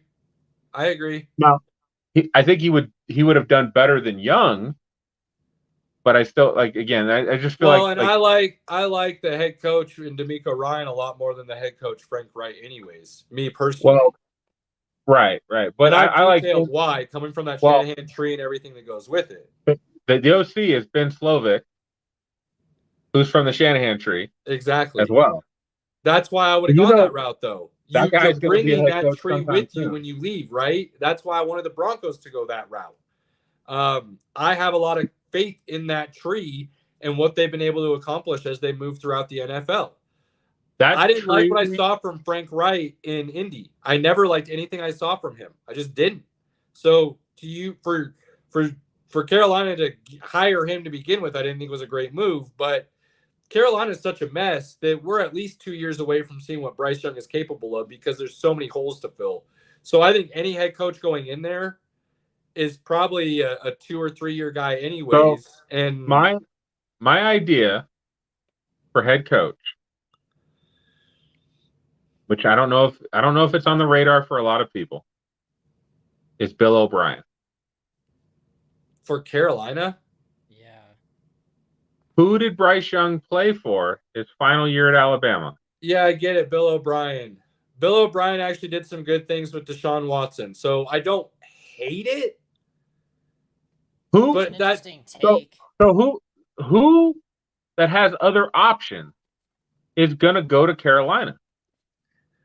You know what, Pinky? Actually, I love that you said that. And I am totally on board now because Bill O'Brien is basically the king of reclamation projects.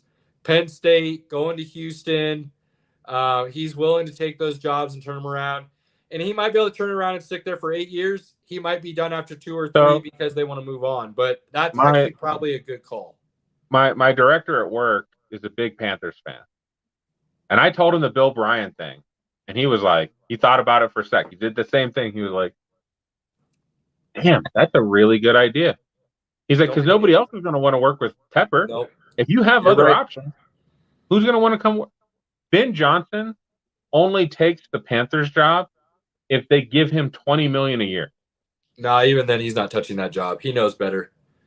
He wants to succeed like Dan Campbell. And what Dan Campbell had in front of him and what they laid out, he knew that if the right steps were made, they were going to succeed. Dan Campbell didn't have a lot of options when he got the Lions coaching job. I agree, but I think he saw the potential based on what was in front of them with draft picks and free agency availabilities in their salary cap issue. I think he saw a good thing possibility. Ben Johnson, moving right along, Ben Johnson's going to Atlanta. If Atlanta's smart, if Arthur Blank is smart, you're paying Ben Johnson and you're trading for Justin Fields, or you're moving up in the draft a little bit, you're getting a quarterback for Ben Johnson, and you're going to watch that offense explode. That's my personal opinion. That's where that needs to go. I feel like the Chargers should grab Ben Johnson, but I don't think they'll pay the money. I think the Chargers are finally willing to pay the money. I just think Ben Johnson. I think Ben Johnson sees those two offensive situations and goes, Atlanta looks real similar to what I've got right now in Detroit. I just need to find a quarterback. And worst case scenario, you grab Kirk Cousins for a year. And Ben Johnson could smoke in that offense. Kirk Cousins is not signing anywhere for a year, bro. He's getting a 3-year. He's getting $90 million or more. Pinky, this is Mr. Bet on myself all day, every day. You really think Kirk Cousins wouldn't take a 1-year, $45 million deal? I do. No. Not after the deal he signed with the Vikings. No way. There's no way, bro. There's no way. He's looking for the guaranteed. He's looking for a home. Yeah, he's looking for a home. I think Kirk Cousins goes back to Minnesota. Kirk Cousins isn't leaving. I agree. I'm just saying I could see a 1-year 45 in Atlanta with Ben Johnson possibly being something Kirk Cousins entertains. That's a good idea, Caleb. But that's not going to happen. Look, if it player's was any other quarterback, I would agree with you. But because it's Mr. I'm going to bet on myself, I could see him doing something like that to be like, hey, look, I just balled out here. not- Pay me now. Give me my not 3-year not where he's 120. not where he's at in his career, man. Not where he's We'll at. see. He's But going back to the Vikings. Another 2 to 3 year deal. That's my kind of thought process with Atlanta and what they need to do. If you're not going to trade for like Justin Fields, hard to think you're going to be able to move enough capital to move up in the draft. Then you need to go get like a Kirk Cousins, Ben Johnson, and watch that offense explode next year. That's what I think Atlanta needs to do. I think if Jim Harbaugh comes to the NFL, I think he ends up in LA with Justin Herbert. That to me just makes too much sense. He gets his quarterback, a damn good quarterback that he's always wanted to work with. There is some offensive weapons there already. They're going to have some issues with their salary cap, especially on the defensive side. So we'll see what they do there. But Harbaugh's been known to rebuild within that 3-year NFL window that they love to see. And I think that fits perfectly with what he can do. Staying in the division that ties to the Raiders, I actually think the Raiders stick with Antonio Pierce and give him a shot. And so I think you'd see Harbaugh end up in LA, and I think you'd see Antonio Pierce stay and get a chance down there in Vegas. Well, the Raiders are still paying Gruden and McDaniel. Yes, they are. So, now again, there's no salary cap for coaches, so they could throw more money. But Mark Davis isn't the richest guy in the world. No, he's not. I don't see them paying. Harbaugh's going to command. I think he's going to command close to $20 million a year. Yep, agreed. I don't see the Raiders paying that, and I don't really see the Chargers paying that. That's why I think he's going to the Commanders. They said that they're willing to pay a coach finally. They said that. Now, will they hold true to that? If it's Jim Harbaugh, I think maybe they will. But I agree. The Commanders are the one team that's kind of the wild card in all of this because they will be willing to back up a Brinks truck and not think twice about it. Here's the thing you got with the Chargers. That Dean Spanos and the rest of his family lawsuit is still ongoing. I know. Real big issue. I agree. So you really want to get involved in that, right? I know. I think that Justin Herbert pull and the fact that they will finally pay is going to be hard for Jim Harbaugh to turn away from. To me, that's like a really good spot for like Mike Vrabel versus a guy like wherever Jim Harbaugh goes, he is really taking another chance. He's got to get it right. He's got to have everybody behind him. The Commanders are going to clean slate. Like that would be so interesting. I mean, the whole Spielman situation with what his brother's doing in Detroit, and then bringing Bob Meyer on with what Bob Meyer was able to build that dynasty with the Golden State Warriors in the NBA. Right. Harbaugh and Washington would just be that might almost seem too perfect because they're going to get a quarterback of their choosing, like I said, in the draft pretty much. I can't take credit for that thought. That was from I think that was from Mike Florio and Chris Sims, I think. Well, that would be interesting. What are the other openings again? Who are we missing? Panthers, Atlanta, Raiders, Chargers, Titan. I have no idea what the Titans are going to do, and that's not a great job right now. So God only knows what they're going to do. Yeah, for the Titans, do you believe in Will Levis?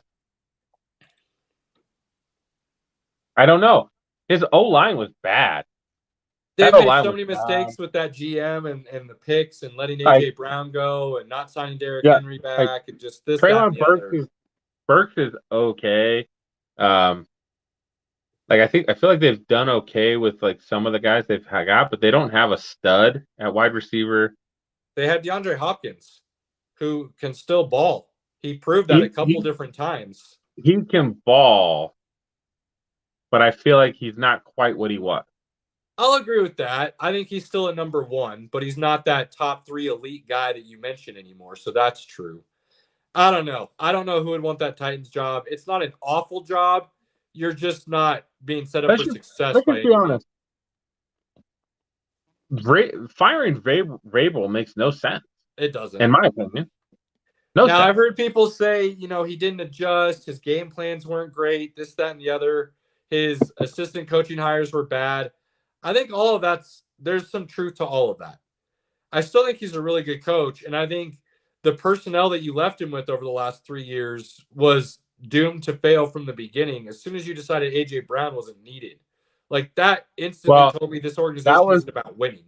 So that was John Robinson, who they fired last year. I know. And brought Ray Carthon on. I'm just saying the steps that were made that led up to this point were bad, and there wasn't any winning from it. Like Vrabel was screwed to begin with as soon as you made those decisions. So it doesn't make a lot of sense, and I don't know who's going to take this job. This one just seems like a good luck. You know what I mean? Like the Panthers job might have a little bit more hope because there's more capital to work with. It feels like. Is there? As far as like draft capital, look, I know they traded the pick to the Bears. I get that. They don't have a first round pick this year. I know. They don't have a second round pick next year. I know. As part of that Bears trade. I'm just saying, because we already know they're going to be bad and the cupboards are already bare, you know where you're at. Tennessee, there's like some pieces there, but even those pieces, you don't know if they're going to be there because they've got to do something to move and basically rebuild, because where they're at now, they can't rebuild from. And so you're going to be like bottom middle, right? So not bad enough to really rebuild, but not good enough to do anything about it. Excuse me. And I think that's a worse situation to be in than just know you're bad and you can start all over. Is Bill Belichick leaving? Yes. I'm calling it. He's got to. I just think for all parties involved, it's just a good time to move on. Even if he was willing to relinquish GM, the GM there is still going to have Bill Belichick in his ear, right? And you're still going to be going to Robert Kraft and being like, dude, he's talking to you over me. Like, I'm supposed to be running this team now, and it's just not, you can't do that. Like, that doesn't work. So I can't see Bill coming back. I'm surprised it hasn't been announced already. I think it's time for everybody to be like, this was an amazing run. I want one last kind of journey, one last kind of challenge, if you will. That needs to be somewhere else, because me rebuilding here, even if I did it, I'm not going to be here long-term enough to do like another dynasty. I don't think any of us really want that. So we'd still be passing the torch in 3 to 4 years, 5 years, maybe max anyways. So move on. Now, who comes in and takes that job? I think you got to clean house from whatever that Patriot way was, and you have to go completely outside the family. I just don't know what that would look like right now or who that would be. I mean, Mike Vrabel makes sense. Good coach. Played in New England. Well, that's what I mean. That's in the family. That's still the Patriot way. I think you have to completely, when you separate from Bill, it needs to be from all things that were that. Let's be honest. Is Mike Vrabel the best? And he wasn't a coach under Belichick. I know he was a player. He was part of the Patriot way, the epitome of it. But he wasn't a coach. Belichick's coaching tree has been atrocious. Right, but Vrabel very much, by all accounts, runs his team in a similar fashion to what that Belichick stuff was. Not necessarily the iron fist, if you will, again, but similar. Vrabel did have his team in an AFC championship game. I'm not saying he's a bad coach, Pinky. I'm not saying he's a bad coach. I'm just saying if you move on from Belichick, you need to move on. And that means anything associated to that regime, that dynasty, that time period, you need to be done. Here's the problem with that. Who wants to take that job? You're following the greatest coach of all time that's won 6 Super Bowls? You got some nice draft capital and you got some nice salary cap capital, though, coming up. So if you and the GM like what's going on, you're going to have the third overall pick in this year's draft. Hold on. So you're hold going to on. be able to get your own quarterback. Ego plays a big part. And most people do not want to follow the greatest. I agree. But most times when you're following the greatest, you're not walking into what actually looks like it could be a really good situation. Really good defense still. You're going to be able to pick your quarterback. Hold on. And you're going to have salary cap room to add to the offense if you want to. I think we would all agree that's a really good defense under Bill Belichick. You put those dudes on somebody else, they're not as good because that talent is not that good. I don't know. I think it's all really solid talent. None of it's great, but it's all really good.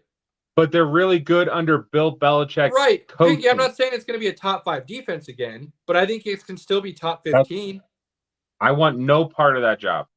None. I would rather have that job than Carolina. I would rather have that job than Tennessee. Nobody wants Carolina's job. Nobody wants to work for David Tepper. That's why I'm going outside the box and saying Bill O'Brien would be a good hire. Sure. Because I think he would take that on because it's another head coaching job. It's about the only way he's going to get it. He's worked with Bryce Young before. So, like, to me, there's some avenues there. But I agree with you. You don't want to follow the greatest, but I also think that this situation is far better than what you usually see in those situations. I don't think it is. I don't. I do. I think those players overperform based on Bill's coaching. The defense, maybe, definitely not the offense. Well, the offense was one of the worst in all time, so like that's not even a consideration. But there's some things that you can do to make that offense pretty good right away. Is what I'm saying. They have zero talent on offense. Zero. Ooh, no, I disagree. Tell me, what talent do they have? I think they've got a couple solid tight ends. I think they've got a really good running back in Ramondre Stevenson. I think the offensive line is average, and you can add to that. And again, with the pick you're going to have, you're going to get your choice of quarterback. So as a coach, especially if you're an offensive guy, you kind of get what you want to have when you first get an opportunity. You get to mold things in your liking with the guy you want, and it's not cupboards bare to begin. That's all I'm saying. I don't know if Biggie's still watching, but I saw this comment. It's kind of bugging me. The Carolina Panthers with a will be a second year quarterback is not trading for Russell Wilson. Like the idea of that is just asinine to begin with, Biggie. Like that's not even an option at all. Trading him to Pittsburgh or a team that might need a quarterback, yes. Carolina's not trading for Russell Wilson after they just picked Bryce Young. Nobody's trading for Russell Wilson. Let's be honest. Nobody's trading for Russell Wilson. Nobody wants that contract. He's going to get cut, and he's going to have to sign a new deal because nobody's going to want to pay what the Broncos. And he's going to sign a new deal for like 25-30. I think teams will be okay paying that. No, it'll be more than 25-30 because Daniel Jones set a market that unfortunately is now going to be what it is. Thank you, Giants. So somebody's going to have to pay Russ probably about $40 a year, but that, as we move forward, is going to look like a steal in the quarterback market anyways. So not a crazy thing because it's not going to be $40 a year that's fully guaranteed like the Broncos gave him, right? There's going to be incentive-laden stuff in there and playing time and this, that, and the other. So it won't be a true 40. He'll probably get like 25 guaranteed with looking like a potential of 40 a year kind of thing. Is what it'll have to end up being just because of what the quarterback market is now. Biggie has something else. Was it Biggie? Oh, no, it was EBK 303. Sorry, going back. Since we are talking about some Bronco stuff. EBK, I saw a lot of holes in Russ. And based on what the Broncos were willing to give up for him, or what was rumored to be willing to give up for him, I had two trains of thought. One was I would have much rather seen Aaron Rodgers. Look, he got hurt. We don't quite know what would have happened this last year with him. The year before that, he was also hurt. He had the broken thumb on his throwing hand, so he didn't have a great season. So that also maybe doesn't look great. But if you go back to those time periods, Aaron Rodgers coming off another MVP, I think he's still got way more talent left in him than Russell Wilson ever did. Taylor, let's we can all be honest. The year that the Broncos wanted to trade for Aaron Rodgers made the mistake of choosing to go back to the Packers. Well, that was the year before Russ. No. That was so we got a chance to trade for Aaron Rodgers or Russ. Aaron Rodgers decided to go back to Green Bay, so we traded for Russ. Aaron plays for Green Bay that year. That's who hurts his thumb. Yes. Last season, Aaron Rodgers was with Green Bay. Russ was with us. We wanted to get Aaron Rodgers. That's why we hired Nathaniel Hackett, because we thought we were getting Rodgers. I'm going to take the GM at his word, and I've got to believe what he says. Peyton, you know he's a lying piece of shit. You know it.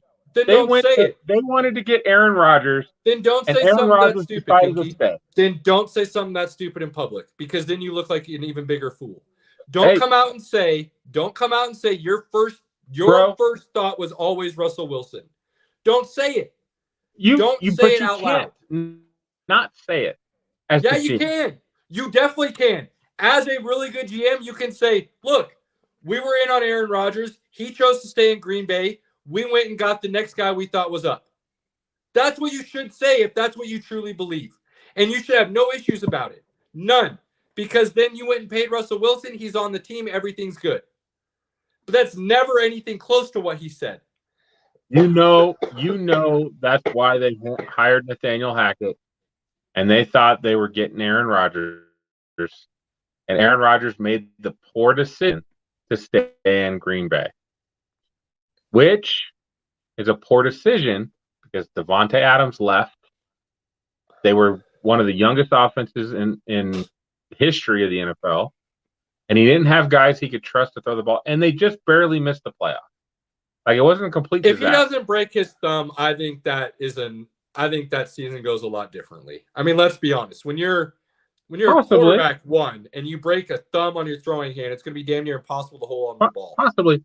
But as many games as the Broncos lost last year by like one score in the fourth quarter, do I think Aaron Rodgers would have won those games? I do.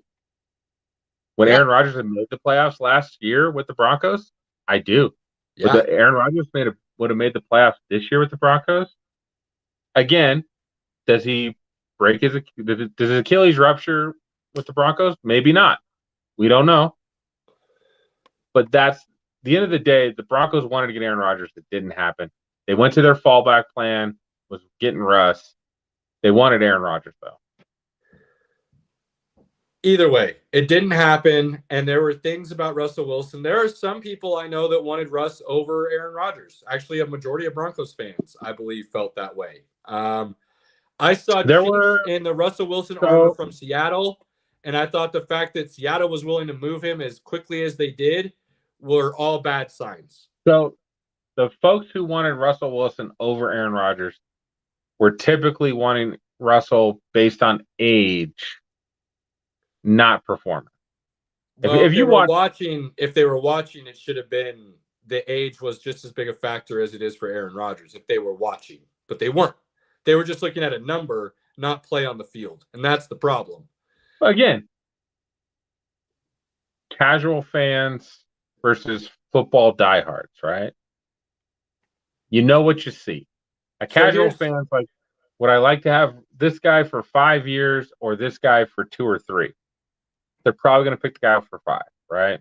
Well, but again, that's the problem is the length of time I believed that Rodgers and Wilson were going to play was equal, at least as far as what it was worth to trade for and then re-sign either. I thought you were going to get 3-4 years out of Rodgers. I thought if you got that out of Russ, you would be really lucky, but it wasn't going to be at the same level of play. The other thing I hated, excuse me, and this is another knock I have against Peyton, so you say what you want. I don't think he's been a great GM for the Broncos. to turn around and immediately sign Russell Wilson to a deal without making Russ prove that he can still play at an elite level, I think was one of the biggest follies you could have possibly had. I do think that ownership had a part in that, because the new ownership was in place when that happened. They had to sign off on it. I think yes, in the thought that the GM came to him and said, look, I can get you a steal on your quarterback money. Because let's be honest, what you're paying Russell Wilson as you move forward in the quarterback market is a really good deal. It is. Now, his play hasn't been great, so it makes the deal not look as good. But for a top-end quarterback, which is what you thought you were paying him as, that's a really good deal that you signed him to. Again, you'll get no argument here. To let him play at least 1 year on his existing deal makes sense. That's what you should have done. And if you had to then slightly overpay him after that, then at least you know what you paid for was worth it. That's how you should be thinking about it. Unfortunately, that's not what they did. So all of that considered is the first part of why I didn't like the Russ situation. The second part of all of that was, and I will continue to just die on this dead horse, right? This hill of this dead horse. But I think Patton also making the decision to not move on from the coaching and convincing Elway and Ellis to fire Fangio and his staff, to draft Surtain over Fields, to put yourself in a situation where you weren't looking for your franchise quarterback through the draft when you had an opportunity to set that market for yourself, and then to turn around and trade for Russ and give up all that draft capital. I still had those goggles on, if you will, from that year before, and what I felt were really bad decisions long-term, to then when you're moving on to Russ, I didn't like the coaching hire in Hackett. I'm very vocal about that. I didn't like them trading and what you gave up for him when there were holes to fill on that team.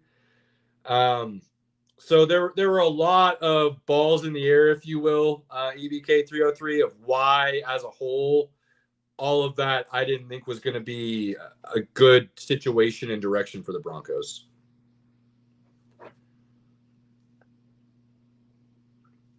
Robert silent. I don't know much about the coaching stuff. I'm starting to research more into that given our context of things, but I don't have much in the way of knowing names and things like that and what's happening behind the scenes there too much. That's why I haven't had a lot of vocal thoughts on that. Throwing out this comment here. Hell no, no way in hell, hell no. Well, he doesn't want that job, but the NFL owners love Roger Goodell. So they do. Yeah, because he's a perfect exactly mouthpiece. Perfect mouthpiece for the owners. I like Roger. He's been nice to me every time I've met him. By all accounts, good dude. Here's the thing, and I think a lot of NFL fans, casuals versus even your diehards, they just don't get. Roger Goodell always speaks for the Shield, right? And so he's supposed to be the NFL commissioner. He's supposed to go after owners and players equally. This, that, and the other. Blah, blah, blah. What's good for the game? What's not good for the game? He's supposed to be that. He's not. Everything Roger Goodell does and says is exactly what the owners want him to do. And until you understand that, until you come to terms with that, you are not going to fully be able to appreciate, one, the players themselves, and two, the fact that what the Shield is, what's good for the game, is really just what the owners have for their pocketbook. Absolutely. That's all that is. So, and Roger Goodell just does his job as the mouthpiece of 32 owners to maybe the most perfection you've ever seen from a commissioner of any sport. Let's be honest. Roger Goodell has done such a great job because he does exactly what the 32 owners want him to do, without them ever catching the heat for it. That's the most important part. He's always the bad guy, right? Never the owners. And the owners can come out and then talk against him like they got wrong, like Jerry Jones and some others do quite a bit, like they weren't the ones that told Roger Goodell to do just that, right? So keep that in mind. There's no way in hell Bill Belichick would ever want to have that situation. Right. Right. Not that he would be good at that anyways, because I Yeah. still feel like he would still. We're moving on next week to week 3. Yeah. Week 3. We're moving on to week 3. We're moving on to week 3. We're Is moving next on. week. Week 3. We're moving on to the Pro Bowl. The Pro Bowl is the next thing that we're interested in. Next week we're moving on to Super Wild Card Weekend. Thank you. Super Wild Card Weekend next week. If you want to ask any questions about Super Wild Card Weekend, I'll be more than happy to address those. On to Super Wild Card Weekend. Stone Cold Caleb. All right. Final thoughts, Pinky. Oh man, you put me on the spot, bro. Oh yeah, I did. Final thought. God, I'm just flabbergasted. Nuggets are Okay. fun to watch. Yes. They are fun Yes, they are. to watch. I like that. I've been I will say, my if- NBA if- watching. We're if going you to be haven't starting watched- to talk some more NBA here moving forward. So I like the intro, Pinky. Yep. If you haven't watched, like, I feel like the Nuggets play a different brand of basketball than what you normally see in the NBA, and it's refreshing to watch. And I'm a Nuggets fan. Obviously, I've got 2 Nuggets tattoos. I'm a Nuggets fan through and through. But watching a guy have 4 points and 16 assists when he can score 30 any night of the week just goes a lot to say about, like, what type of guy that is. It's very akin to the San Antonio Spurs dynasty and the Right. Golden State Warriors recent dynasty, where it is a team that is willing to go as their superstar does. And which if is you unselfish play. like Joker, go and watch his appearance on the Michael Porter Jr. podcast. It's fantastic. Good stuff. It is so good. And he just talks about it. He's like, when I retire, I'm just gonna go away. Yeah. He's like, I don't even want a phone. Nope. I'm just gonna hang out with my kids and do my horse racing. That's right. Like, That's right. so that guy is the same guy that scores 4 points and 16 assists. They won the game by 20 points. I guarantee you he was super happy about that. Yeah, he could care less what he scored. He could care less that he didn't score 30 points, right? That is not normal. But what does that say about that guy? He cares more about winning than his own stats. That goes a long way. His biggest fault, actually, up until just a couple years ago, was he cared more about his teammates being involved in playing well than he did himself being involved in playing well. And when you're as good as he is, he had to care about how good he was playing in order for them to take that next step. And that's why they finally were able to win a championship, is because he finally said, okay, there are nights where I have to be quote unquote selfish. And that's okay. It needs to run through me. I need to be the dude. And when he finally made that mentality change, that's when the Nuggets really took off. As far as Aaron Gordon, he's been back for the last week and a half. He's played 3 or 4 games now. Yeah. He came out and said that it was his dog that bit him in the hand and the face. He said he was drunk, started playing too rough with the dog. It was his fault. He took responsibility, which honestly, anybody saying that that's stupid doesn't really understand dogs. Because based on what Aaron Gordon said, I can visualize him getting too rough, putting the dog in a situation where it either yelped and got hurt or felt threatened and wanted out, and Gordon wasn't listening to the signs that the dog was giving to stop, and the dog lashed out a little bit. I got no issues with it. So obviously Aaron Gordon doesn't either, because he took responsibility. He's back. He's playing. Everything's good. Robert, final thoughts? Final thoughts, excited for the Super Weekend. It's going to be great. A lot of good things happened, and just outside of some sports stuff that I'm looking forward to, but really looking forward to some good football games. Hopefully, I actually make some good calls this week after my last few have just absolutely combusted and just don't even want to talk about it. It happens. It happens, and we move on, and that's the beauty of sports is there's always another week. So, looking forward to that. Definitely, like I said, getting into some NBA, starting to understand that a little bit so I can be knowledgeable on that. But looking forward to it. So that's what I got. Word. I'm just excited about this weekend. There's some great matchups. I really want to see what the games happen to unfold with, and see what that next divisional round and into the championship weekend, just seeing how things kind of evolve and what we get out of this weekend. Because I think even though there's some blowouts that we predicted, I think all the games are still going to be good. I just do. Solid. So I'm looking forward to seeing what happens. With that being said, do not take those opportunities to spend those quality times with your loved ones, family, friends, inner circle go to waste. Cherish them. Take advantage of them at all times. We appreciate everybody that supports us in any shape, way, or form. Fellas, always a pleasure. Cheers, everybody. We're out. Cheers. Fast lane when I pass in the street, bag of money in the passenger seat. Tempo's been asking for me on the road from the west to the east. Way up, I might never come down, cause the coast's racking up the flight miles.